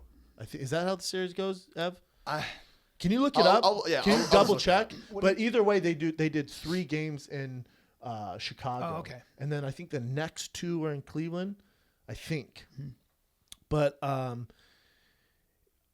usually when a team can close it out, they don't pull out all the stops. Granted, they want to. It's professional. They want to close it when they can. But you're going to see a better, more disciplined team, Cleveland Indians, going back to Cleveland to end it in Cleveland and celebrate the right way. But and Chicago's pulling out all the stops. Bill Murray sang 7th Inning Stretch as Daffy Duck. They got Vince Vaughn in the crowd. I mean, there's all these celebrities trying to fucking rally for him. Yeah. It's heartbreaking, man. It's kind of tough to watch. And do you think that if you had to put a percentage on it, chances of the Cubs winning the World Series? Less than 20%. Less than 20%. You're right. The next 2 are at Cleveland. Yeah, and then the last one. The last two are at Cleveland. Gotcha. Yeah, so it goes. I think it goes 2-3-2. That's terrible. It's weird, right? How weird is that? How fucking weird is that? It should go. So it's 2. It's usually 2 and 2 for the whoever has the better record. Yeah. Then 2 at the other place, and then they switch off. But So it'll at game 7 would be in that best whatever team has the best records. no, you know what they do though. Now the team gets an advantage who wins the All-Star game. What? Yeah, the team Who wins the All-Star game? because the once biggest from the fucking waste once of from the- time in sports. Well, one's from the National League, one's from the American League, right? So you can't really compare records. So both those teams got to the playoffs. So what they do is the team that wins the All-Star game gets the advantage in the World Series. Which, if you think of the All-Star game, it's a complete shit show. Yeah, All-Star games are a joke. It's very weird how it's set up, man. But it's just heartbreaking because you can see, and even Fox is biased towards Chicago. Before the game, they're going, check out these loyal Cub fans. And it's like some grandma who's 110. She's on her deathbed. She's like, I just want the Cubs to win. Like, it's my dream. And they have, but there's no Indian. They did nothing for the Indians. There's no old people, the Indians. It's all biased towards Chicago Cubs. And all of it's biased towards the Cubs. God, can you I just want to watch that to see Cleveland erupt. Not me. I don't give a fuck about Cleveland. Shout out to Cleveland, but you can see I why just like people, that they're having their moment in the sun. Like that's a big accomplishment. You got Stipe Miocic, you've got the Cavs, and then you have the Indians. That's a hell of a year. What about the Chicago, man? They have nothing. Chicago has everything though. What? Chicago's such a dynamic city. They've got Ohio's fucking huge, and don't forget the biggest team in all that land is the Buckeyes, Ohio State, who just won a national championship. and they won a Any other national fucking questions, Brian? champion too. God damn. Yeah, think about Ohio God State. damn. Ohio State's the you're biggest saying team that- there. Really? So Ohio State's the biggest team. Because what I Ohio noticed State is that I was there runs. 8 days before the season started, the Buckeye season, and I swear to God, I was hearing people randomly going, 8 more days. No, Like, Ohio it's State a religion. Ohio State runs that state. So college football. No pun intended. College football more popular. Ohio State football. Okay. Watch. Ohio Easy what you State say. football. No, it depends where you're at. Okay. It totally depends where Yeah. you're at. Like Tennessee football is bigger than anything. The Titans or Nashville, whatever, the Predators, the Volunteers are the biggest thing in that state. It totally depends where you're at. I never would have guessed that a college team would trump pro teams. Again, it depends where you're at, brother. Depends where you're Definitely at. depends where you're at. Yeah. And Ohio State actually has like a legacy of winning. Well, yeah, they're You know, power. Well, look at Texas. They're Texas. not going to get behind the Browns. No, Texas Yeah. Longhorns are way bigger than Houston Texans. But not bigger even than clo- not, not even yeah, close. not close to as big as Dallas Cowboys though. Ultimately, I mean, for a Texan. It's a good debate. I don't know. I would definitely say Cowboys have the bigger fan base. Yeah, I mean they're Worldwide for sure. Yeah. I'm Yeah. saying in the state of Texas, because everyone can cheer for the Dallas Cowboys, but not everyone would cheer for the Texas Longhorns. Because you might be at Texas A&M, Texas Tech, UTEP. I mean, you could go on all day. They have so many colleges there. But then in like Colorado, granted, Buffs have great history. You know, the Buffs, national champions in 1990, I want to say. And they've always had good teams, especially this year. We're ranked 20th, I think. Shout out to CU Buffs. So proud of those guys. But they're not shit compared to the Denver Broncos. No. Not even close. No. Even all the white people in Boulder don't even support them. I mean, it's a shitty system up there. I gotta be honest. It's just all white people. They almost look down on the athletes. Like, how the fuck do you think we pay for this cool complex? Who do you think Exactly. paid for this? Yeah. What do you think's going on here? And the Broncos just trump all that. Trump it all. Yeah, it depends where you're at. John Elway is the mayor. He's Look the at emperor. look at USC and UCLA. Trumps the LA Rams. Kabdookies on them. That's not a fair comparison. Though the Rams just got here. Pro team though. Yeah, but they don't even have like one season to build the But they've been fan here base on before. them. They've been here before. Fucking 20, 30, 40 years ago, however long ago it was. But still, SC was here, and you look at the foundation of UCLA and USC, though, man. It's a big deal. But yeah, again, it depends totally where you're at. Look, Seattle's killing. It'd be interesting to see. Because tough comparison, because, again, everyone can kind of root for that team if there's only one pro team, because there's the Seahawks. But then you have the Washington Huskies that play at the same stadium. Huskies are fucking ranked 6th now, I think, in the nation. Great football. There's no way they're bigger than the Seahawks, though. Again, it depends on the state, right? Dude, Seahawks have some crazy fans. I was in a bar in Arizona where they were going, Seahawks, Seahawks. Well, sir, I was like, you had a what? Seattle Seahawks bar in Arizona. It was crazy though. I was like, you guys are so serious fans. He dropped the ball and the guy goes, "Fuck you," and gave a finger to the other guys, the Arizona guys. I was Jesus like, Christ. dude, you're a grown man. You're literally 50 years old. You just gave them the finger. I had a guy go. Whoa. Shop. There's a Bronco bar in Venice. We meet there every Sunday, man. You should meet. Oh, you hey, guys all see him. Huh? No, I'll watch at my house. I don't need to watch with a bunch of other people that like the Broncos. Weird. So we can man. high five and I'll wear my jersey. What do you want me to Be do? part of a club. There's a Red Sox bar like that too in Santa Monica. There's Yankees, Red Sox, all the major teams have their bars. Yeah, you show up. How about in Venice at Cantina, Cabo Cantina? Oh yeah. They won't allow Raiders fans in there. What? They're too wild, they said. Really? Oh, I was going to ask they're you banned about the from the difference bar. between. It says no Raider fans or logos or memorabilia or merchandise are allowed in this bar. What? Banned. Get too crunk over there. Because I was going to ask you like the difference between 49er fans and Raider fans. I have heard that Raiders fans, because I've seen this with my own eyes, the difference between Giants fans and Jets fans. Jets fans are so much rowdier. You see, I'm telling you, you go to a Giants Oakland's stadium, it's different, fine. right? Oakland and San Francisco, even Yeah. the bridge separates them. You're talking about two different, Two socioeconomic demographics too. completely different. Yeah. And now, granted, Oakland's saying see ya, and they're going to Vegas. Like, I told you, they're 100% going to Vegas soon. Because in the Jets, I saw 10 fights in one night. Did you see this clip from the Thunder game the other day? Oh, look at that guy front row giving Russell Westbrook double fingers, and they escort the guy out, right? Yeah, kicked him out. Look at that, just screams "fuck you" in Russell Westbrook's face. And hey, does he have an old Iverson jersey on? That guy's terrible. He gets escorted from the game. What a bad guy! Look at Russell going. Who's he talking to? Yeah, Russell's like, He's like, "This guy's fucking kidding me." Right? Let's go ahead and get this guy out of that here. That guy's awful. Look at how awful that guy is. That's so funny. That's exactly what I thought that guy was Russell gonna look Westbrook will slap you in the fat face, dude. No, or he's just gonna make $60 million a year and keep doing his thing and score 50 points like I think he did that night. Look at the jealousy and the anger. Oof. Let's do some current events with Evan the Cup. Before we jump to current events, yes, guys. Oh boy. Oh no. That's some sad news. I don't know why I'm laughing because I don't know anything else to do. You have to poop? I don't. Please don't ruin this with that. Sorry. We have some sad news. Hold on. Special K is moving on. Aww. She put in her 2 weeks today. KK, talk to us. Why did you decide to leave the best job of all time? I know. No, I'm just kidding. Sad. Well, you know, my interests have always been in the beauty industry, and I got an opportunity to do social media and marketing for a really big makeup company. Ooh. A big one, yeah.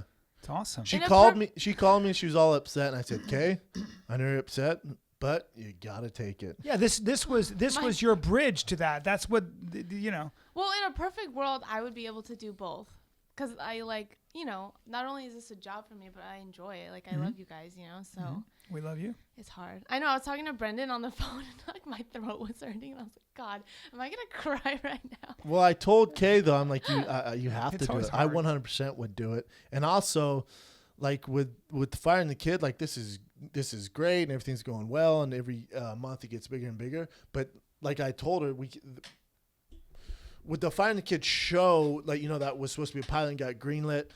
We're not which would enhance your role in multiple ways, and we've been over that, but. Yeah. We don't fit on Fox. So Fox, and this is an announcement too, which are 2 announcements, but Firing the Kid and Fox, we don't fit on their demographic TV-wise. Bryan and myself, we can't do an all-sports show. We don't want it. Could we pull it off? We could, probably.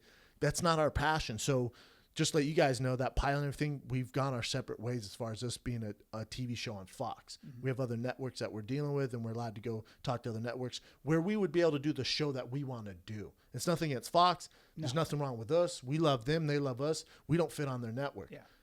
That being said, Kay's role would have enhanced if that show would have been going like it should have according to plan. Right.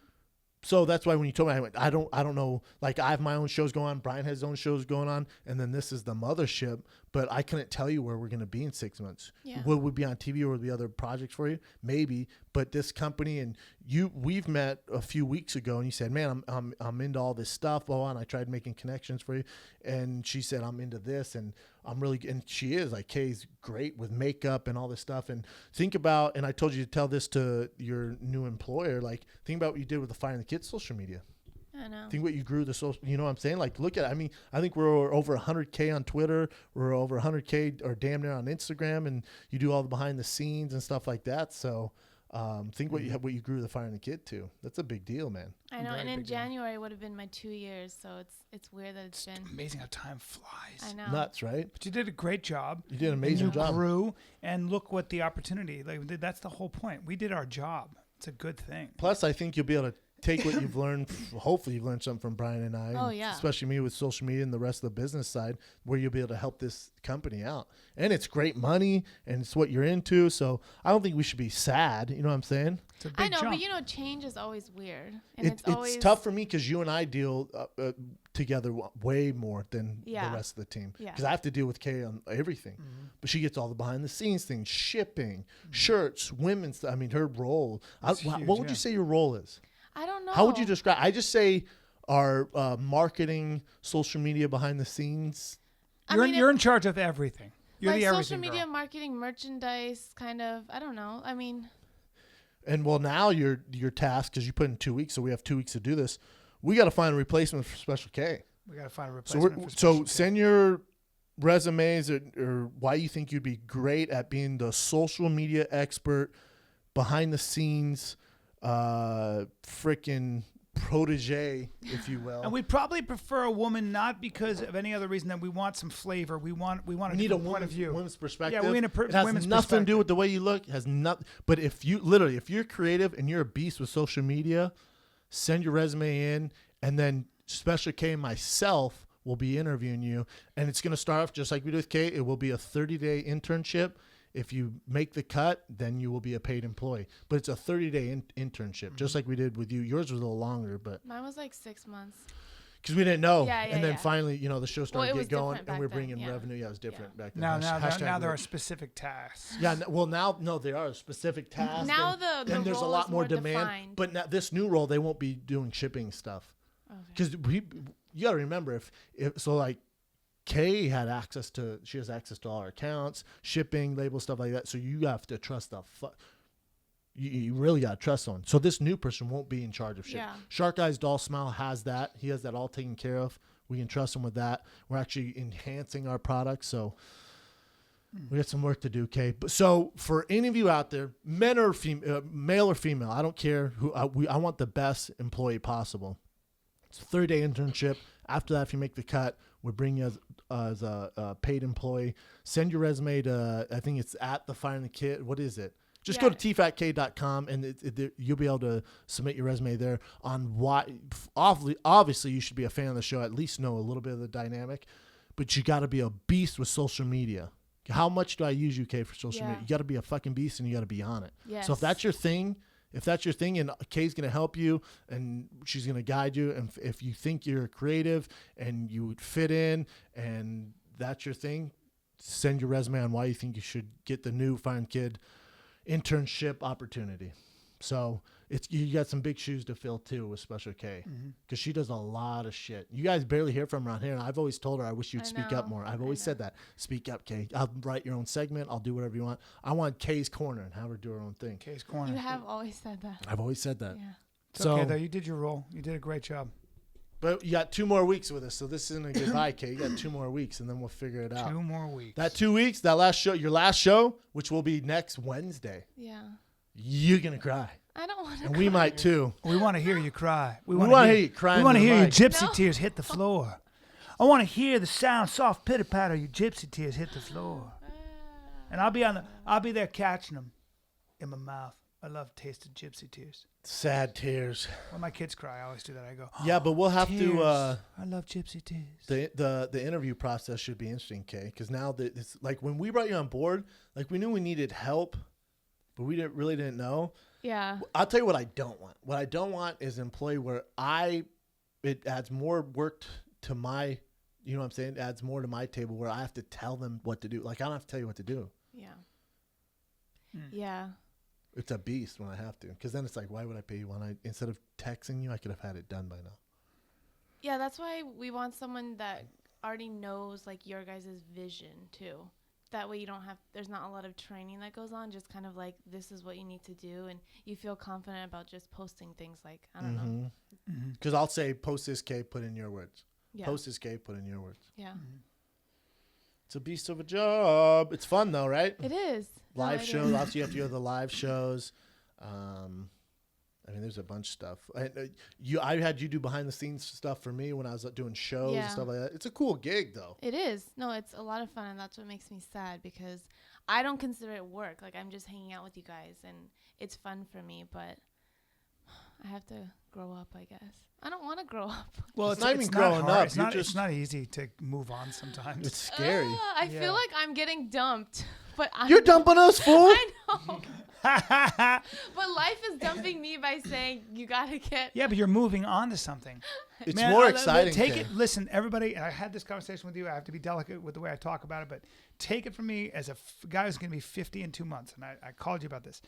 Man, if you are not planning your life, and if you are not adjusting and changing with the times, you are going to be a rusty old piece of machinery in the backyard. You are going to be a dinosaur. The one fact of You're it gonna is be that VHS tape. Man, you're going to be that VHS machine. You got to keep changing and evolving. Read those trends, but set your goals. See who and what you want to be. I am such a believer in that. I know you hear it all the time, but if you just keep that visual in your mind and then start investigating what you have to do, the actions you got to take, you'll set yourself up. And you're doing that. You had these 2 years, you learned a lot, and now you're moving on to something bigger. Don't be a with more money. Nintendo glove, Kay. Don't be a Nintendo glove, Adapt. Kay. God damn. That's the moral of the story here. The moral Don't of the be story a Sega Genesis. Don't be a Sega Genesis. Don't be trapped in Contra. Don't be Pong. Oh wow. Yeah, I went all the way back, dude. Don't be Atari Pong. I think it's gonna be great, Kay. And then obviously you can always reach out to us and we'll figure stuff out. Yep. Don't come crawling back when this new boss is all mean and shit. Crawling back. Don't be trying to text him like I text you. It'd be funny if she was like, "I'm going to work for Donald Trump." Yeah, For right. Trump. That'd be sick. He's gonna grab you. What do you got, Ev? So again, just to wrap this up, if you're savvy with social media, you know the ins and outs of social media. You're a creative person, and also not so serious. We can't have someone serious in here. Right. Send your resumes. Just go to tfatk.com. Tell us why you want the gig. You also got to live in LA. Yeah, Number one. I was just you have to gonna live in say, Los Angeles. don't be Don't that fucking asshole. email me from Don't do England. You that. can't pay for that. Yeah. You got to I'm live in LA. afraid. Yeah. You got to live in LA. I was just How She's about- just how- a Skype. We never really meet her. She's just a Skype on her Oh open my computer. God. No, because you got to be in person because you got to be in studio twice a week. Yeah, and sometimes it takes more because Yes. there's behind the scenes. We have other photo shoots, shows we're doing, and then You have to live compliment us. then live shows. It'd be helpful if you're fashion forward, have an idea about sports. Call me Mr. Callen. That and kind of stuff. Call Mr. Callen. Yeah. Yep. So 30-day internship, and then if you're legit and you hold your weight, then you're fucking paid employee. That's right. There you go. All right. I was going to say some other stuff. tfatk.com. Send your resume there. Kay's still with us for today and then 3 more shows. There it is. Then you're fucking leaving. And Can you guys do the shows on the weekend so I could still? Sure can't. We travel too much. We do a lot of live shows. So now we have the Stand hookup up on makeup. Yeah, you guys want some lipstick? Yeah. Do you guys make wigs? Man, wigs. All right. What do you got, Ev? It is All right. sad, though. It is. I don't Okay. think anyone cares except for Brendan. I care. But this is what I said, and Jay said the same thing. Evan and Bryan don't really know all the work you do. To Yeah. them, because you guys don't. And it's not a knock on either of you guys. But I deal with Kay every single day. You're involved because in every... Literally every morning I wake up. Involved. There's a text. So from would say I'm the Brendan. engine. But Yeah. literally I send Kay every morning. Every Yes. morning I'm texting. Me and Kay are back and forth. Like we sold out of the Stranger Things shirt, right? So she was shipping those last night, and when we order shirts, half of them go to her, half of them go to Jay, and then she has to do that, and then she's designing women's clothes. Then she's coming up with concepts and tags and videos, and there's a lot of shit, man. Yeah. So when people go, especially Kay, I just show up twice a week. I'm on the show. Nah, bitch. It's a No. lot of work. A lot of work. And I ride that mule hard. I ride that mule hard. I ride that mule hard. But look how much better you are for No, it, Kay. yeah. And I'm not Yeah. mean. I'm not You unfair. made a great I've employee had for to lash out at Kay a few times. Yes. Strong hand. Strong hand. Strong hand. Strong hand. Got to ride the Left mule side, hard. right side. Gotta ride the mule hard. And then every time I feel guilty that I'm not doing anything, and I go, "Hey, can I help?" And you're like, "Don't worry about it." It's not your cup of tea. It's like the time I asked you to come with me when we were going to bring out a new guy to help him make shirts. And then you find out he knew a Hell's Angel.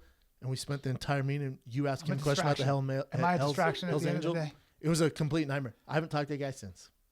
I'm a distraction. You were out of town on purpose when I had my interview. Brendan Yeah. was like, "Oh, Brian's out of town. Come to Starbucks. Let's meet the interview Yeah. now." Yeah, no, he won't be involved in the interview process. It's just not your Don't thing. worry. Hey, We got this. It's not your thing. It's all good, man. All right, you're right. What do you got, Ev? Okay, we got some good ones today. We got some bangers. So let's just jump straight into this one. I know you're going to have a big opinion on this one. Fabricio Verdum put up a post in protest of, basically just in protest of the whole Reebok deal. He put up a post on Instagram of him in a Nike jersey. And since then, he has been removed from all of his UFC broadcast duties. He did a lot for the Brazilian outlets. In Spanish. So Yes, in Spanish. But before you go on, Fabricio Verdum was the voice of Latin and Brazilian, Portuguese UFC. He was the communicator. He was the link. Before we just breeze by, he was the link, the voice of Spanish and Portuguese UFC A commentating. very competent link. Oh, I've worked with him. One of the best. One of the best analysts and guys who's articulate.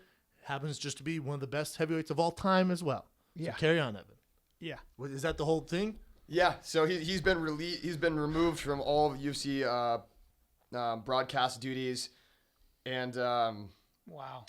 And he doesn't seem particularly happy Now, about it. and this is what he said. He said this Reebok deal. He goes, I made $8,000 or where the fuck they paid him his last fight. Mm-hmm. He goes, this Reebok deal, I've lost 7 figures. Yeah, he said So if he I used lost to earn- 6 figures, if Brendan Schaub lost 6 figures, he's lost imagine a million.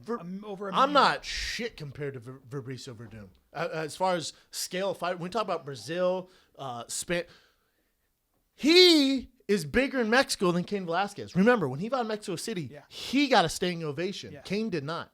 Because he's the voice to the Spanish people when it comes to mixed martial arts. Wow. So when he comes out and goes, listen, this Reebok deal's fucked, man. I lost 7 figures. What are we That's doing so here? significant. He's not, I'm not seeing any money. The UFC suspends him for 3 years from Brazil and Spanish commentary. Who does that hurt more? Who does it hurt more? Not The Verdum. UFC. It hurts the UFC, man.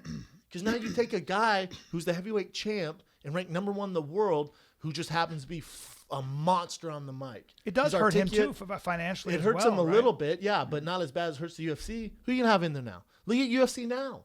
What are you talking about? It's just, and I when people go, oh, he should just be happy he's getting a paycheck. So let me break this down for you. Let's say you work at Starbucks, and for whatever reason, Starbucks is paying its employees a shitload of money. Let's say $100,000 a year, and then they come and go, listen, we know we said that we pay you $100,000. We're gonna have to take that from you. Now you're only gonna make, I don't know, $7,000. I'm like, well, hey, just be happy you have a job, though. Yeah. Well, It's insane. what the fuck? It's insane. But what happened? I know, but you can still fight, and then in the for sure, get your throat checked out. Yeah. But the other thing is the UFC statement was, we've released Verdum of his duties of commentary, but this does not affect his fight on whatever December 31st. Why do you think that is? Because they're saying we can make money off of you December 31st. Yeah. We don't want to fuck with that. right. We're just going to discipline you for speaking out against Reebok. Right. How crazy is this, man? It's Where's it stop though? And again, guys, and I know I'm sick of Reebok too, fella. Guys, I'm blue in the face talking about it. I can't fucking stand talking about it. I don't care. I have no skin in the game. But now it's just they're just being bullied. well, it's also like corporate. You feel like the corporation like Reebok, and Reebok is responsible too in this. I'm sorry, 100%. UFC and Reebok have no real compassion for a very real price that someone like Fabricio Verdum is paying. You're talking about a guy who's given his whole life to not only UFC but also has become a great fighter and was a champion and earned his way there, and an ambassador to the sport, does an amazing job on the mic and everything else. And then you discipline him for feeling as though he's being cheated because you took over $1 million away from him. And I really wonder how anybody at Reebok or the UFC would feel if they did that to them. Well, then, You know, and then you add punishment to injury by then saying, oh, and by the way, we're going to dock you even more money now, and you don't get to be. And it's so childish and petty to me. It's so gross because you've got a guy who's a beast on the mic. He obviously makes a lot of money doing that as well. He has a family. He's given everything. But you know what? Since you spoke out, it's called free speech. I know you work for a corporation, but since you spoke out and griped very legitimately about the fact that you're being essentially robbed of your earnings, of your livelihood, but now that you spoke out, here's an additional fine. Here's an additional but fine. wait. You're still going to fight December 31st because we make money off that. If I'm a businessman, if I'm WME, if I'm Dana White, I'm going, holy fuck, man. No one supports this Reebok deal. The fighters fucking hate it. Reebok's not seeing anything from it. There's no way Reebok's seeing a profit off this. They're like, what should we do? Let's suspend Fabrizio Verdum, one of the faces, the biggest face in Brazil in Spanish TV. Let's suspend him because he spoke out about it. Oh, but then Dana White wants to be a celebrity now, so he's on Fox Sports panel. Wearing a Nike sweatshirt. Wow. Who's gonna find him? Wow.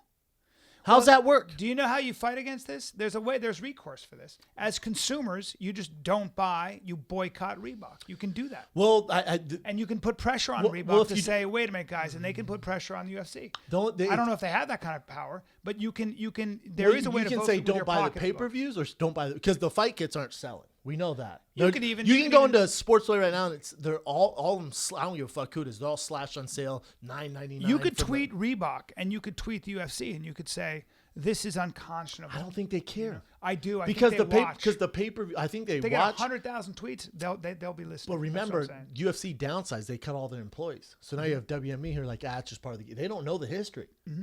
That's the huge issue. Right. They don't know the history of the sport. Right. So now they go, oh, it's always like this. But they'll pay attention to a firestorm. But then the firestorm ends because all's good in their world when UFC 205 drops and does record-breaking pay-per-view buys. You know what I'm saying? Sure. It's just that every corporation is very attuned to their public persona and public image. And when they are when they are part of the equation that censors a prince like Fabrizio Verdum, when you see how unfair this deal is to a man like Fabrizio Verdum, and I mean unfair as in it might be untenable, as in you lose over $1 million.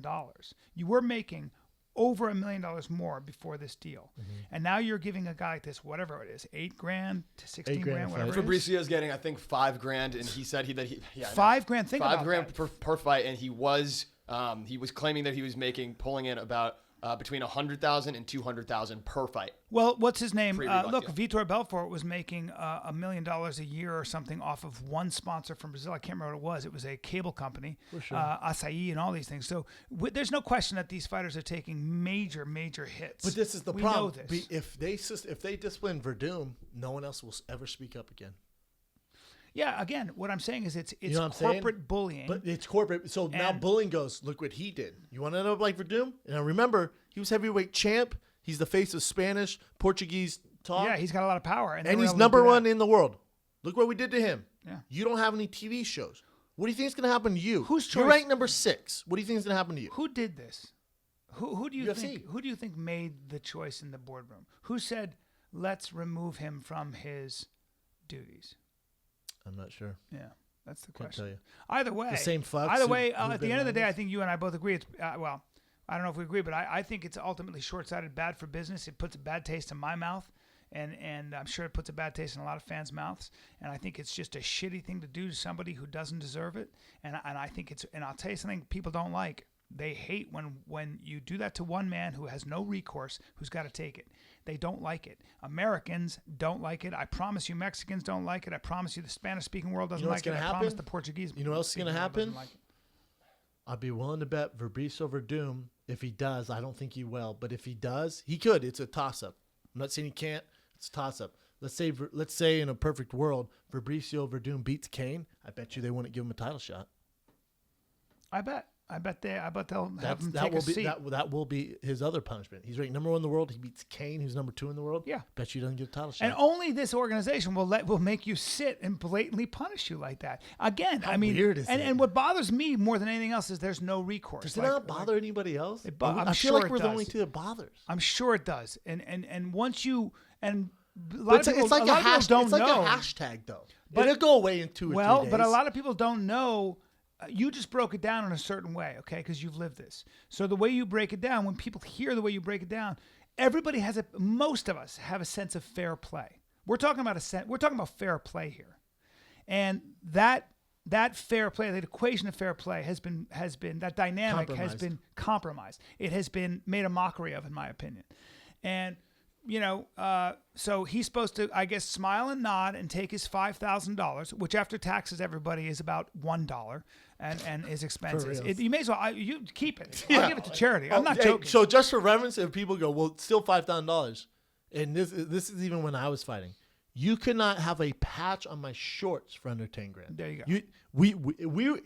You can't even step into the party Right. for under 10 Don't grand. come at me at 5 Verdum, 5 grand. They'd be like, oh no, I'm sorry, man. Yeah. I can post for you on Instagram for 5 grand. Yeah. Again, you're the corporation. Why would you go corporation's backwards? making money, and on the backs of a They're bunch of $4 men. billion. Dana has his 400 million. Uh-huh. What does he give a fuck? Right. They don't care. Well, I know what it is. It's power.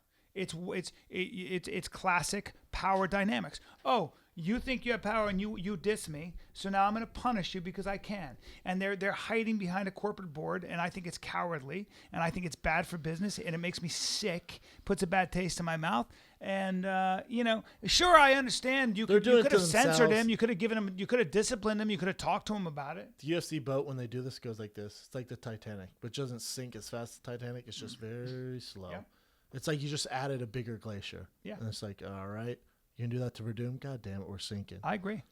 I do agree. Someone with a fucking just human needs to go, whoa, guys, think about it, though. He's making 7 figures. We paid him 5 grand. So that means he fought 3 times a year, which for him would be tough. That's incredible. We paid to him me. 10 grand. That's I don't know what incredible. those numbers are, but 10 grand to million. Doesn't pay his million. bills. I don't know what that is. He lives in Los Angeles, doesn't he? Yeah. Good luck. Has a gym too off Lincoln. Yeah, I know. Anyways, but Verdum. Fabrizio 100 Verdum. a million to 10 grand. They just need to be in a boardroom and be like, guys, is anyone cool with this? You are As a human being. Okay. As a Well, I'm human just being. gonna tell you, I quit, and you guys are gonna be so fucked. Yeah. How does no one have this conversation? I would get in that boardroom just like real quick. It's good to see everyone. 400 billion. That's crazy, man. Let me ask you something. Does anyone in here own a Reebok fight kit? Yeah. I've never seen one either. It feels And then like, now you guys are disciplining the fighters who are upset about it. no, they're turning them into indentured servants. This is indentured servitude. I'd say to It the really is. new owners and Dana, now, do you just want to go and draw the Hitler mustache on, or do you actually want to grow it and then shave it? Because this is very weird.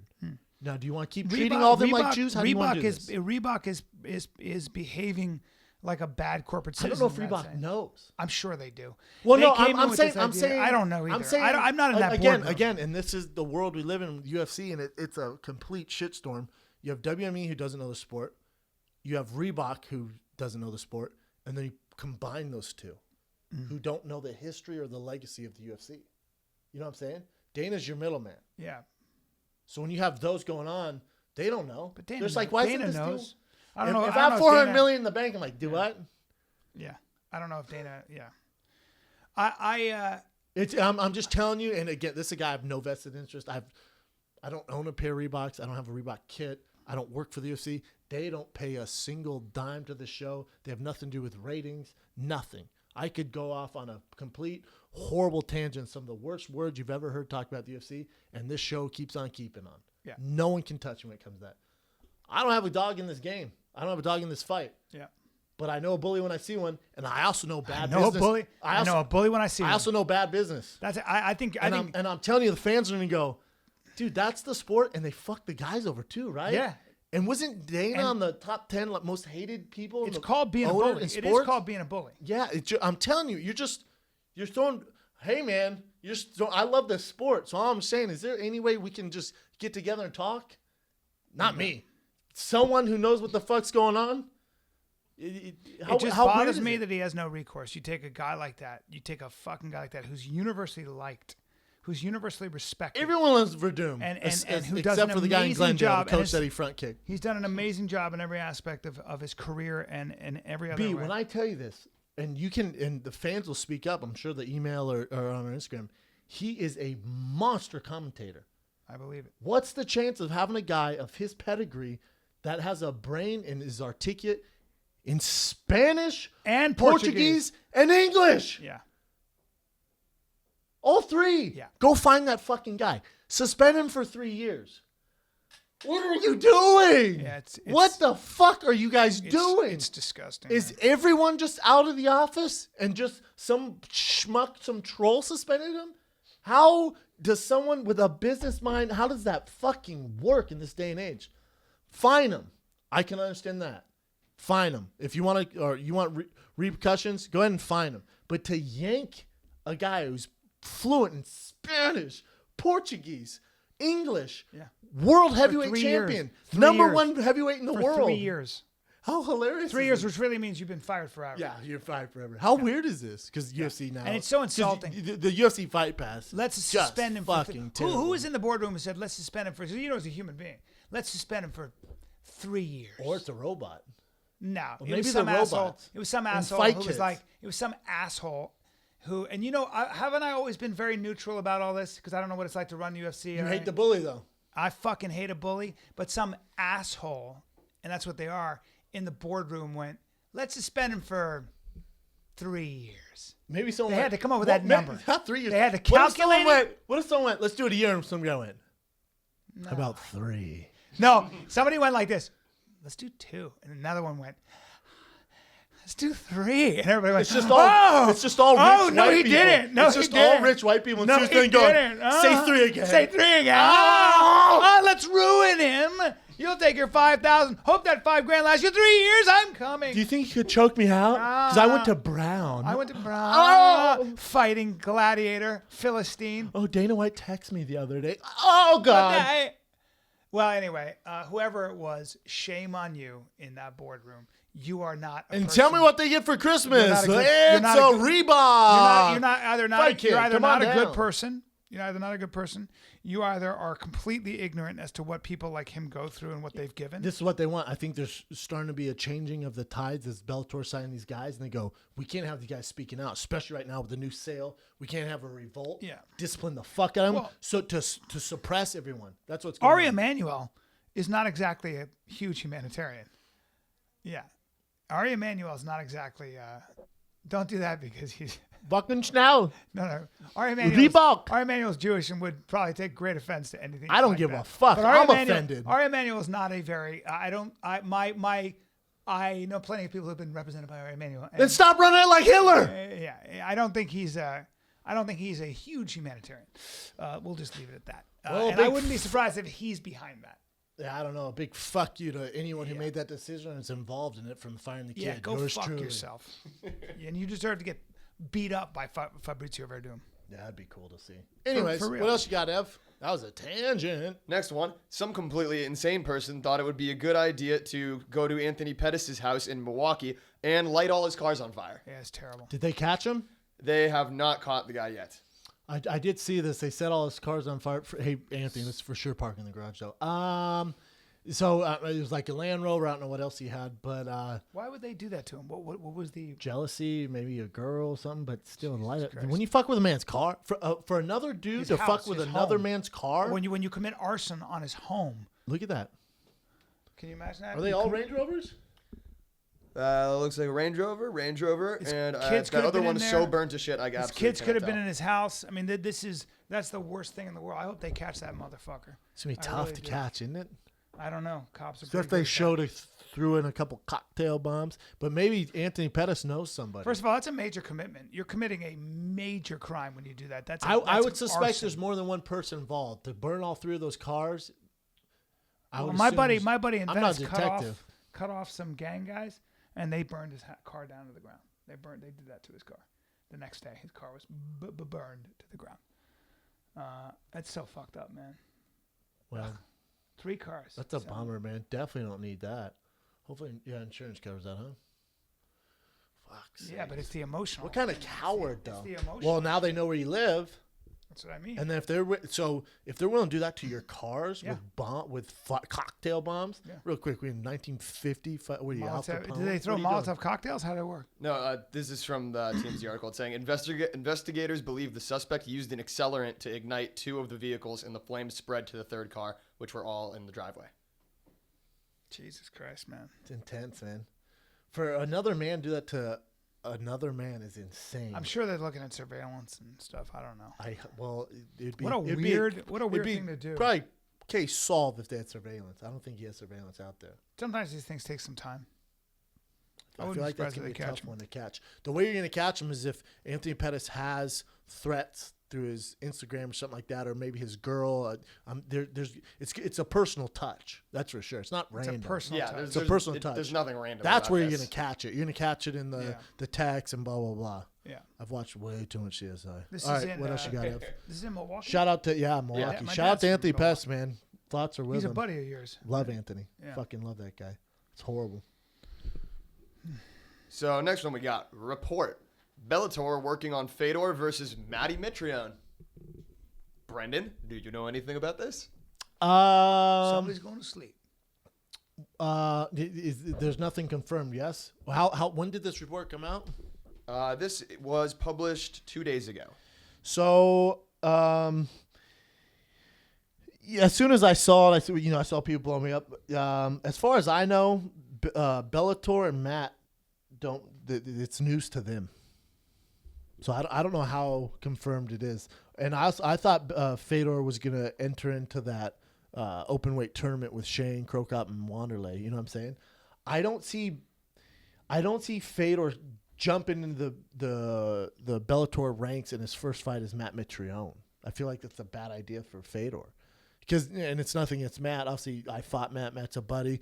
But Matt's not like a polarizing name like a Shane Carwin or name a real famous guy for Fedor to jump back into. You're going to fight, Matt's young for UFC because he doesn't have a ton of experience or mixed martial arts. I think Matt's 36, 37, but he doesn't have a ton of fights. You know what I'm saying? So he's not a huge name. He doesn't have a lot of wear and tear on him. He's explosive. Oh, yeah. He's not going to wrestle with Fedor. No. He's going to try knocking him out. He's a southpaw. So for Fedor, it doesn't make sense to me unless it's a crazy amount of money. I hope Matt gets the fight. That'd be dope. I hope it happens. Mm-hmm. Is there any other confirming news? Because it started from that Flow Combat or whatever it was. Yeah, this is it. I think it was Dwayne Finley. Yeah, Dwayne Finley. God, he's never wrong, is he? Not very often. I know. And the article says that multiple sources have confirmed with Flow Combat a bout between Emelianenko and Matt Mitrione being targeted for early 2017. I'll tell you what. Nothing official on the bout, but they're according to Flow Combat, they've learned that the fight is close to being a done deal. Fight of a lifetime for Mitrione. Be the biggest fight ever in his life, and he fought Kimbo Slice. Fedor come back to the States to sign with Bellator would be amazing. Good. I mean, that'd be amazing. How old is Fedor now? 30. Was he 39? Yeah. Matt can definitely win that fight. Matt would probably knock Fedor out. At this point, yeah, probably. Well, if you watch his fight with Maldonado, it was not pretty. If Matt lands one of those, it's lights out. That'd be a huge, huge fight for Matt. I hope it happens. What else you got, Ev? Fedor's 40. All right. Next thing we got, this is a ridiculous video. So, Juan Manuel Lopez, Wilfredo Vasquez Jr. fight in Puerto Rico Saturday night, and Manuel Lopez knocks him out and then goes right after his opponent's cornerman, and they just start throwing bombs. Whoa! Cornerman connects with a good left hook right there, right on the temple. What's weird to me is this guy wins, so he rushes him, right? And that coach, obviously, his boxing background, lands a nasty left hook that almost knocks the professional boxer out. I'm assuming that coach was a pro boxer, though, for sure. Yeah. You don't throw a hook like that. They're just trading. That boxer's suspended for a very long time now. What was that about? What happened there? Do we know the background on that, Ev? Let's see here. I don't know if there was any bad blood between them beforehand or anything. There has to be. Here we go. You don't rush it. As the referee was counting Vasquez out, Lopez appeared to take issue with something his opponent's trainer said, who had made his way inside the ring. So I think it's just he knocks his opponent out. Cornerman says some shit to him, and Brendan, you've been in there. You know how high emotions get and how much adrenaline is going through. You can do some wild shit in the moment. It looks like the cornerman threw the first punch. I don't think that guy was going to punch him. Looks like he was. Was he? Oh yeah, look. He threw first. A kind of lazy left. Yeah, God damn, that coach dropped him with a nasty left hook.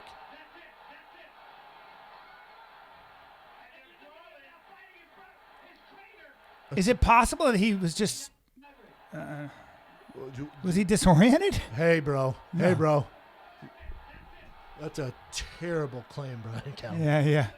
He just but he doesn't even miss a beat. He just goes right after him. Wow. I'm sure there's some beef or something before. Gee whiz, I guess so. Gee whiz is right. Now, what happens to him? What does the commission suspend him for a very long time, I'm sure. He's in big trouble. Where was this in California? No, this was in Puerto Rico. Well, he's fine because he come back here. There's no commission. Well, he's fine. Well, nothing's gonna happen to him. Is that it? That is it for currents. Oh, some banging bangers. I got some fun Bang. dropping now. It's not a long one, is it? Oh, I 'Cause got- I can't. I I'm got- starving. I got some fun ones. And if it's an opinion, I'm gonna freak out. There's a great book called A Billion Wicked Thoughts about A billion wicked they've looked thoughts. They looked at every like porn website, every romance novel website. Like they have access to all the data. So the biggest like data we had, like the most comprehensive sex study was by Kinsey, where he looked at, I think he interviewed 18,000 different subjects. It's a lot of people. It is, but they were primarily white. They were white volunteers. They were socioeconomically kind Maybe of a psycho they were to college volunteer for that. educated. Yeah, but we now have an international cross section of sexual behavior that people, when you do sexual behavior, when you study it, people get shy and they don't want to let a scientist watch them roll around in the sheets. So it's very difficult to figure out what do men want, what do women want, what are the trends, who's really watching porn. But we have that data Just from the data that just from AOL that released 675,000 of their, but there are all different kinds of websites you can, or like search engines, and you have access to that. So we can see like, are they going off of what you watch on RedTube? RedTube, X, and then Pornhub. No. This is these two scientists that have looked at like literally a billion bits of data. Now, so for example, Pornhub is the largest porn site internationally. It's the hub. Yeah, it's the hub. Pornhub. A couple multiple choice questions. So, what is the number one word? The number one word most often typed into the search engine. That it could be in a sentence or whatever. Like There's what? one word. Like what? In bed? Like what are we talking So about? when here? you go to Pornhub, right, and you're looking for something you want to find. This is so weird. Something Well, I want. got so many. Of I these. don't go to the search engine like. So you're saying what type of porn I want to watch? Like what search engine? So there's a word that is most like if you look Interracial. at- Interracial, not bad. Keely, what would you say? Got girl on girl. Not bad. I'm gonna say MILFs. I'm going with MILFs? MILFs also. Okay, you both are America has a very. weird obsession You with guys are MILFs. very, very close. The biggest word that is most often Teen. mom. Teen mom. Mom, just mom. Oh, mom. So MILFs. Mom. So there are men watch two categories.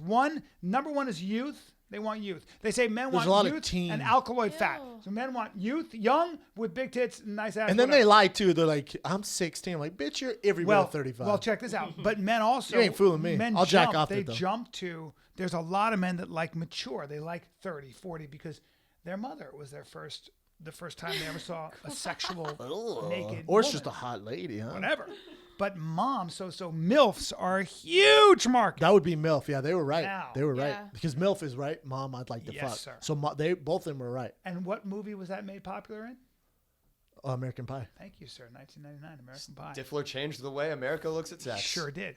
Okay. Now, now, Stifler didn't use that. The Asian guy did. He goes, she's a MILF. And he goes, what are you talking about? And he goes, Mom, I'd like to fuck, bro. That didn't come from Stifler. That's from the Asian feller. yep. Now there are two countries that are Any other fucking overwhelmingly. brainbusters? There are two countries that are overwhelmingly into gilfs, Gilfs? Grandmas? granny porn. God, that's disgusting. Ew, like You know, I feel like saggy Poland is skin. on But that the list. reason is really interesting. So there are two countries. Do you know what they are? Japan. No. Oh, Japan's actually way into really young. See, I figured Japan would be into old because they live so long. Very good. So they want to fuck Yep. you. But grandmas. that you'd be legit. But for the most part, Japan. If you tell me porn is- America, I'm is gonna pri- is freak out. primarily, and we can go through what women like. Can I versus say what men- Asia? No. That's a Poland. huge, vast Poland, land. no. So it's I don't know why I Kenya, felt like Poland. What? Kenya, and the United Kingdom. Now why? Ooh. My fellow Brits? Yes, sir. Now, My Brits? Now why? Well, they think because in Kenya, your grandmother plays a very central role in your development. They raise the children. They also are the first usually to talk to you about sex. They break down what sex is. And in the UK, your school marm is Which an is an older, older lady. stern lady. So With a ruler. That's right. So the theory goes that your first, again, in the critical period, there's a critical time when you develop sexual orientation and habits, because we don't know why. It's very difficult to figure You're out like, why do I love people are big into- asses? Why are people When I was a into- kid, Yes. you know what? Now you mentioned that when I was a kid, I had an album. It said Mercedes. It was a black girl in a thong bent over on a car. So 3. That makes sense. Of course when it I makes was sense. growing up, I used to read Import Tuner, the Asian magazine with all the cars. Why the You fuck see are that? we reading What were you Import reading? Did Tuner? you see that? Yeah. But it's true. There's a critical period when you weird. develop your sexual proclivity, and it's usually like a young, like 14. It's when you're starting to develop. Like the first time you see naked breasts, you're like, oh my god, whatever it is. What other facts you have? What is this, your best drop knowledge ever? I This is how you know. should Isn't do it them the every greatest? time. Yeah, This is how you because should do we're them every all time. into it. I This is the try. best one you've ever done. Well, no, I you try. don't try. Okay, so that would be gilfs. Gills. That makes What me do sick. so women they find are way more into men like imagery. They like close up, pussy, dick, whatever. Yeah. Men. What are the 3 body parts? The 3 body parts most often typed into search engines: Feet, ass, tits. feet, ass, tits, and you would be right. Feet. It's so ass, weird. So Feet, weird. ass, tits. Because you see some people want to see the masturbation with the feet. Yeah. So they jack guys off with the feet. If some girl That's try to so jack me off with a gross. foot, get the fuck out of my house. And get this about men who are into foot porn, Fetish? foot fetish. Typically, another theory, but typically Serial judging killers. from all the data, they tend to be submissive men. They tend to be men who like to be dominated in bed. Oh my god. I don't know. How about Kay, that? does your man like feet? No.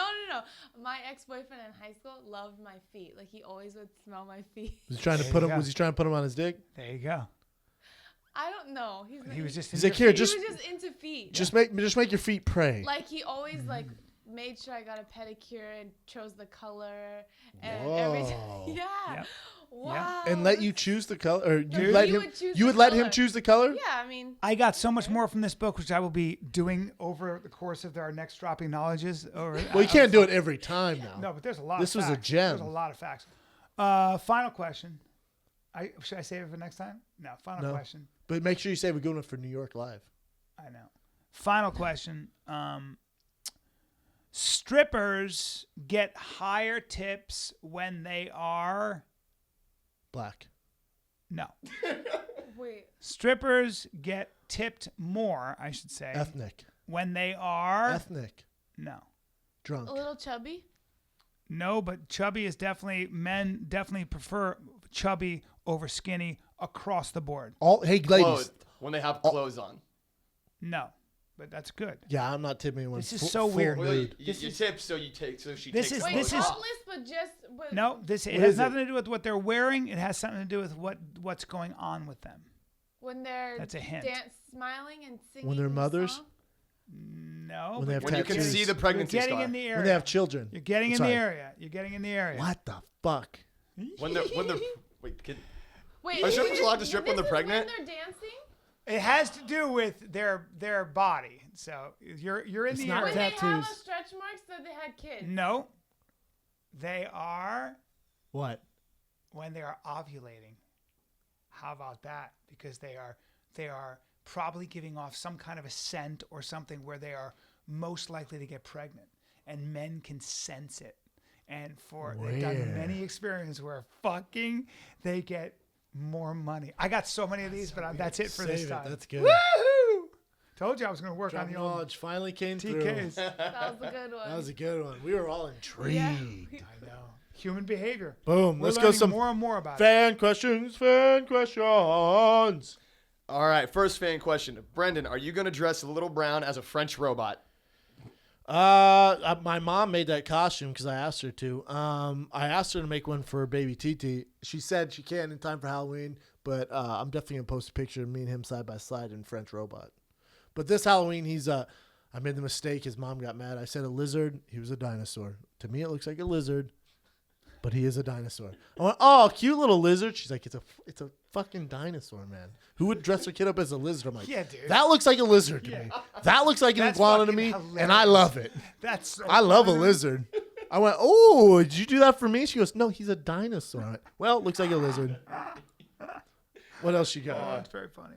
All right, best and worst slutty Halloween costume you have ever seen. I feel like Slutty's out. I saw some. I feel like Slutty's out and like really like clever, like knowledgeable, like creative, costumes are in. Like Ev, what did you say you dressed as? I was John Stockton, so I had an old throwback Utah Jazz jersey, the high purple shorts, the white fucking socks, the whole deal.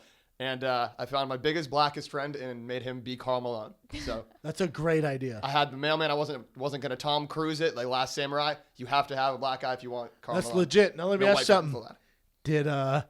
Did Carl, the mailman Malone, come in through the back door and drop off a package? Wait, what are you asking? I'm not sure what you're asking. Did the mailman make a deposit in the back door? I don't know what you're asking, sir. Well, no, I'm just Karl Malone, John Stockton, Yeah. dropping dimes. You were John Stockton, and he was Pick Karl and rolls Malone. all day. Right, but he's asking if you left your back If you door pick and open. rolled this back door, Yeah. No, I'm saying because Karl Malone's nickname, Faultmere, is the mailman. Right. Did the mailman drop off a package at your back door? In other words, he was trying the front door, and then he was like, I can't get in the front way because all this stuff is in the middle, in the way. I'll move this other way. So I'm going to drop Let this me see if I can get in the package see if I can off get back there. the back door. Is the back door locked, or is there a little tiny little hole you can get? the little keyhole in the There's back. a keyhole that you can use this key in. So 'Cause He's got a ridiculous. big key. Left the key under the mat. It's a big key. Big key. It's a big key. key, I can't Karl fit it. Malone, big Yeah, I key. can't fit this. Karl Malone, he's gonna fit that key in there. This key's from a treasure chest. It's Yeah. just from a Disney movie. I Yeah. can't get it into this tiny little keyhole. Yeah, that's fucking I'll Johnny fit it Depp's anyway. keyhole from. I'll fit it in there anyway from the treasure chest. Yeah, Karl Malone's leaving those packages and I'm gonna get this package up. he ravishes that door. Anyways, Anyways, that was a very stick it through the clever doggy outfit. door. Stick it through the doggy door. Stuck it through the doggy Kay, door. did you dress up for Halloween? No. This is your outfit? Yeah. The horns? That's it? I'm not doing anything. I'm gonna dress up tonight. Not dress up. I'm just gonna have my girl paint my face probably like a cat or something. She'll do the same. Then Tiger's gonna dress as a lizard, obviously a lizard, and we'll walk down Venice Canals. What are you gonna do, B? I'm gonna go trick or treating. My wife bought me an Egyptian a pharaoh outfit. Hold up! Yeah. You sent me a video. And I know we're trying to get through Frank. You sent me a video. You were at a Halloween party. Sure was. And I just get a picture of you and you were a pharaoh. yeah, I was a pharaoh. He was like an Egyptian pharaoh, and you just have this look on his pharaoh. face. Go, I'm at a party. Yeah, I was at a party. Well, I don't know why I didn't touch on this earlier. What happened? Oh, it was real fun. See, when you go to a party, you're almost 50, and everybody else is almost 50, and they're all married, and you go to a party. See, you got to remember, parties were fun back in the day. You get stuff because they might get laid, the girls, the guys. Yeah. We're here to like mix it up, do some drugs. See You what gotta happens. get a little wild. You got a little wild. Not so when you got kids waiting, babysitter. You got now you're drinking punch, and you're like, hey, talking. You're like, hey, man, am I old or what? And everybody has bad outfits. I had a serious conversation with a guy who was dressed like a fucking banana, and he had a screen on his face, and he was really tall. He's 6'6", and he had a screen, and I was trying to talk to him through the screen, and he wouldn't take the banana off, and the banana, and I'm not exaggerating, the banana. The end of the banana was going right through his dick, and I kept grabbing it, going, "That's a dick on you," and he didn't get the joke, and he didn't even bring attention. I go, "Dude, come on, man!" I kept grabbing it.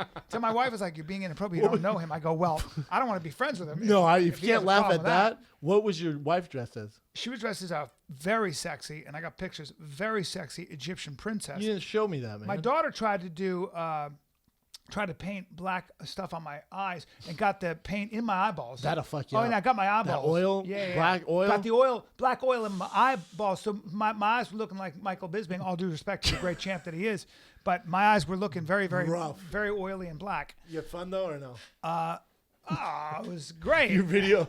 Hey, tell them what Sasso told you. I was sending Brendan and Sasso and Crystalia pictures of me, video of me at this party. I was sitting on a couch, and it was just very tame, and I was dressed like a pharaoh. And Chris D'Elia goes, "Bryan, of course, leave immediately. Leave right now." And then Sasso goes, "Bryan, get in the middle of everybody and kill yourself just to see what might happen." See what they'll do. I was laughing so hard. So funny. As you guys listen to this, when this is over, our boy Chris D'Elia is starring in Flow Rider's new rap video, and it's fucking classic. Starts at the Comedy Store. Can you It's enlighten me on what amazing. that is? Is that Flow? Is that an actual rapper's video? Yeah. And he's starring in the video. He's pretending he's Flow Rider. Yes, but that's his voice he's singing. Yeah, no, that's Flow Rider's voice. Oh, I thought it was But Chris's No, voice. that's Flow Rider's. That's his new single, and they Oh. had Chris do the music video. Wow. Yeah, it's amazing. Amazing. Go to it's on Delia's account. I retweeted it. It's amazing. Amazing. Yeah, it's the Yeah, best. I saw it. I can't believe Trillionaire. that one video that Chris did, that one Instagram video went so viral to the point where Flo Rida just said, fuck it. I'm just going to replace myself with Delia in the video. It's great, It's right? amazing. All right, what else you got? I have 2 more. All right, let's see here. Strong rumors that McGregor will retire after 205. Do you think this is a good move? I do, based on what Brendan has talked about in terms of what 55 looks like after Eddie Alvarez. And Eddie Alvarez obviously is no picnic. So I think he's made so much money. He's been fighting for a long time. And I think that to retire with both belts and say, see ya, and then go on and be fabulous in movies or whatever he wants to do, personally, I think is an amazing move. Yeah, I think it's a brilliant move. Whatever he decides to do is great. Like I said, 55, it's a nightmare division for him. I think if he can beat Eddie Alvarez, get through that, walk away with 2 belts, retire from the UFC. There's no stipulation in his contract that he can't take that fight with Mayweather now and make $60 million, $70, $80, $90, $100 million. Do that and then ride off in the sunset, make movies, and just be the rock star that he is. That'd be the best career of all time. Yeah, the best career of all time. I'd be surprised if he does retire. But He will have won the game. Again, that's very hard to do, though, right? How old is he? He's 30, maybe? Connor? not yeah, even. Connor's no. like 26, Yeah, 27. it's He's very hard. He's real young. Very hard to retire when you're that good, when you have that kind of limelight, and you get addicted to that. You get addicted to being. But I knowing Connor's too good of a businessman, he wouldn't leave unless he didn't see the other end of the tunnel. So there's something lined up that he knows. He's a guy who could be, in movies and stuff. I don't know. He's huge. He's 28. Yeah. I mean, that's very. He's also very, very smart, and he had a friend that had to retire early because of head trauma. He's had other people that he knows close to him because of head trauma. So who knows? Be a tight move, though. What else you got, Ev? Last one. All right, last one. We'll end it. It's a Halloween at show. So we'll end it with a Halloween question. What's your most memorable Halloween as a child or your favorite costume? You really didn't have Halloween, right, P? I had Halloween as a kid a little bit. Most memorable. I remember freezing my ass off one Halloween in Pelham, New York. I was so fucking cold I almost What were you died. dressed as? Who knows? I was just wearing too many layers. The whole cold cuts through me. So that was my most miserable Halloween. I dressed up as a woman one time, and I was young, and everybody was laughing, and I thought it was great because I had a wig on and makeup. I was a woman, and that's my Halloween KK, story. best Halloween, most memorable. Probably was 3 years ago when I had a huge Halloween party at my house, and I was Ursula. Thanks for the invite. I didn't know you guys then. Still. Yeah, and I always get fucked up at like parties that I have at my house, like birthday parties and Halloween Did you feel parties. safe there? Yeah. Yeah. Yeah, and it was a hot mess though, like real. You're the drunk girl dressed as Ursula. Yeah. That's tough. My straight friend Jimmy Burke dressed up as Catwoman. It's hilarious. And with high heels and boots, and I would pay money was to see so that. into his ass, and was walking around like a cat. so funny. And he was like, Are we gonna see him this week? Yes, we are going to Fuck see yes. him, and we definitely are. And, Love that and guy. women were loving him. And Hey, you know what? You want to feel talk about I a should dress up storyteller? Like Catwoman You want to talk now. about a storyteller? Oh, the best. Jimmy Burke? Raconteur. Hey, the best, but the longest stories Tells the longest you've stories in the world. ever heard in your life. He will tell you who was in the crowd, what they were eating, what they were wearing, and then be like, how thick their neck And then was. go, Bub, long story short, and then he goes, Great stories, though. Ev, best Halloween? Probably like 5 years ago, I went to a Andrew WK concert on Halloween. I don't know who that is, sir. Neither do I. Really? No. You would definitely recognize some of his songs if I played them. What song? Like, give me He just does like all songs about partying. He does the song "Party Hard." doesn't ring a bell. You definitely know. While you're finding that, my best Halloween memory, I remember I was dressed as Eminem one year. I was a red Eminem, and my brother was, I forget, and The fucking weirdest. You were a red M&M. a red Eminem. And I remember my brother and I were fighting over something, and my dad was in between us, and my brother said, he's getting upset, and he pushed me so hard I flew through this lady's door and dropped all my candy, and I had an entire pillowcase. You full of must candy. have been a candy fiend. Still am. Man, You're oh, I have a man. shitload of Your muscles need I have a to look like shitload of those fruit pastels that some fan sent me. I will be devouring those tonight in You'll eat honor them of all. Halloween Yeah. and watch a scary movie Halloween's your and get cheat day. a sick tummy. Yep. Oh, by the way, at this Halloween party, one woman was dressed in. She had a wetsuit on, and she had She's a gray. surfer? She had gray, really lame gray Oh no. sort of Ryan Lochte. pieces of paper on her eyebrows. They were like, and they were supposed to be gray eyebrows. And I was like, "Who are you?" And she goes, "Jacques Cousteau." Oh my God. Oh no. That's a fucking. She was walking around in flippers, and I was like, "Ooh, that's doesn't not at all." I was like, "No," I go, not at all, huh? Jacques Not even a Cousteau, little. huh? Not one person under 50 will get that. No. What's the song, Ev? So this is probably his most popular song.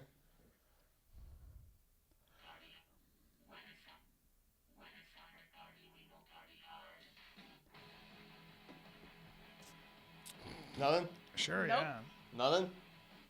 That sounds like guitar. Nothing, B, huh? Hardcore, heavy. Hey, bro. Anyway, Andrew WK show, and I believe the costume was. You remember when we did the Fighter and the Kid 3D episode where Stevie and I had like a little scene together, and I was in like assless chaps and bondage gear and shit. Yes. I didn't get those from the costume designer. I had those on my own because that wow. was my outfit that year. Oh, damn. Oh, my That's Lord. crazy. Well, Evan, you're throwing a whole Yep. wrench You're into you're my throwing monkey some business. mixed signals. I'm jumping into this fire right now. I mean, Yeah. there are some mixed signals here now. There are some mixed signals. I'm sorry, but I'm gonna have to reopen Shout a out can to of Carl worms. Hey, man. Malone, the mailman. I get real weird on Halloween. I really? I got guess no you do, problem as in showing a little skin. gay as shit. And that's No. fine. as in cockbait. Now, listen. As you guys are listening to this, let's see. Oh, it's only Monday. We have a special guest on Wednesday, and then we leave for Wednesday for New York. Thursday night, we're at Gramercy Theater. We are part of the New York Comedy Festival. They just released more tickets. Okay. So there might be 100 more tickets now that they do these releases. Why they just don't They open open that? the upper- So they open the upper decks. The upper decks they call it because we had home runs up Yeah, there. that Home upper runs deck would be Had last. to upper deck it. Home runs would be last. We're like the Bash Brothers. There you go. Jose Canseco, Mark McGuire. We're going to make you laugh upper deck. Upper deck. yeah. Gramercy Theater. Get tickets right now. tfatk.com. New York this motherfucking Thursday. We're in the concrete jungle, y'all. And then we are in Atlanta. One night only. And it's a big old theater. So let's get this bitch moving. Atlanta, November 10th. What is the theater, Brennan? Do you remember? Buckhead Theater. Yes, the Buckhead. The Theater. big old Buckhead Theater. The And go old ahead and bring Buckhead. them Georgia Peaches, your Jamal Anderson, your Jeff George jerseys, and let's have a grand old time. That's on November 10th. And then we're in Palm Beach, Florida on the 11th Palm and 12th. Beach. November 11th and 12th, we're in Palm Beach, Florida. That's all we got for you animals. New York, Atlanta, Palm Beach. Get tickets right now. tfatk.com. It's been a special Halloween edition of Fire and Kid. This is the Fire and Kid. We're out. Yeah.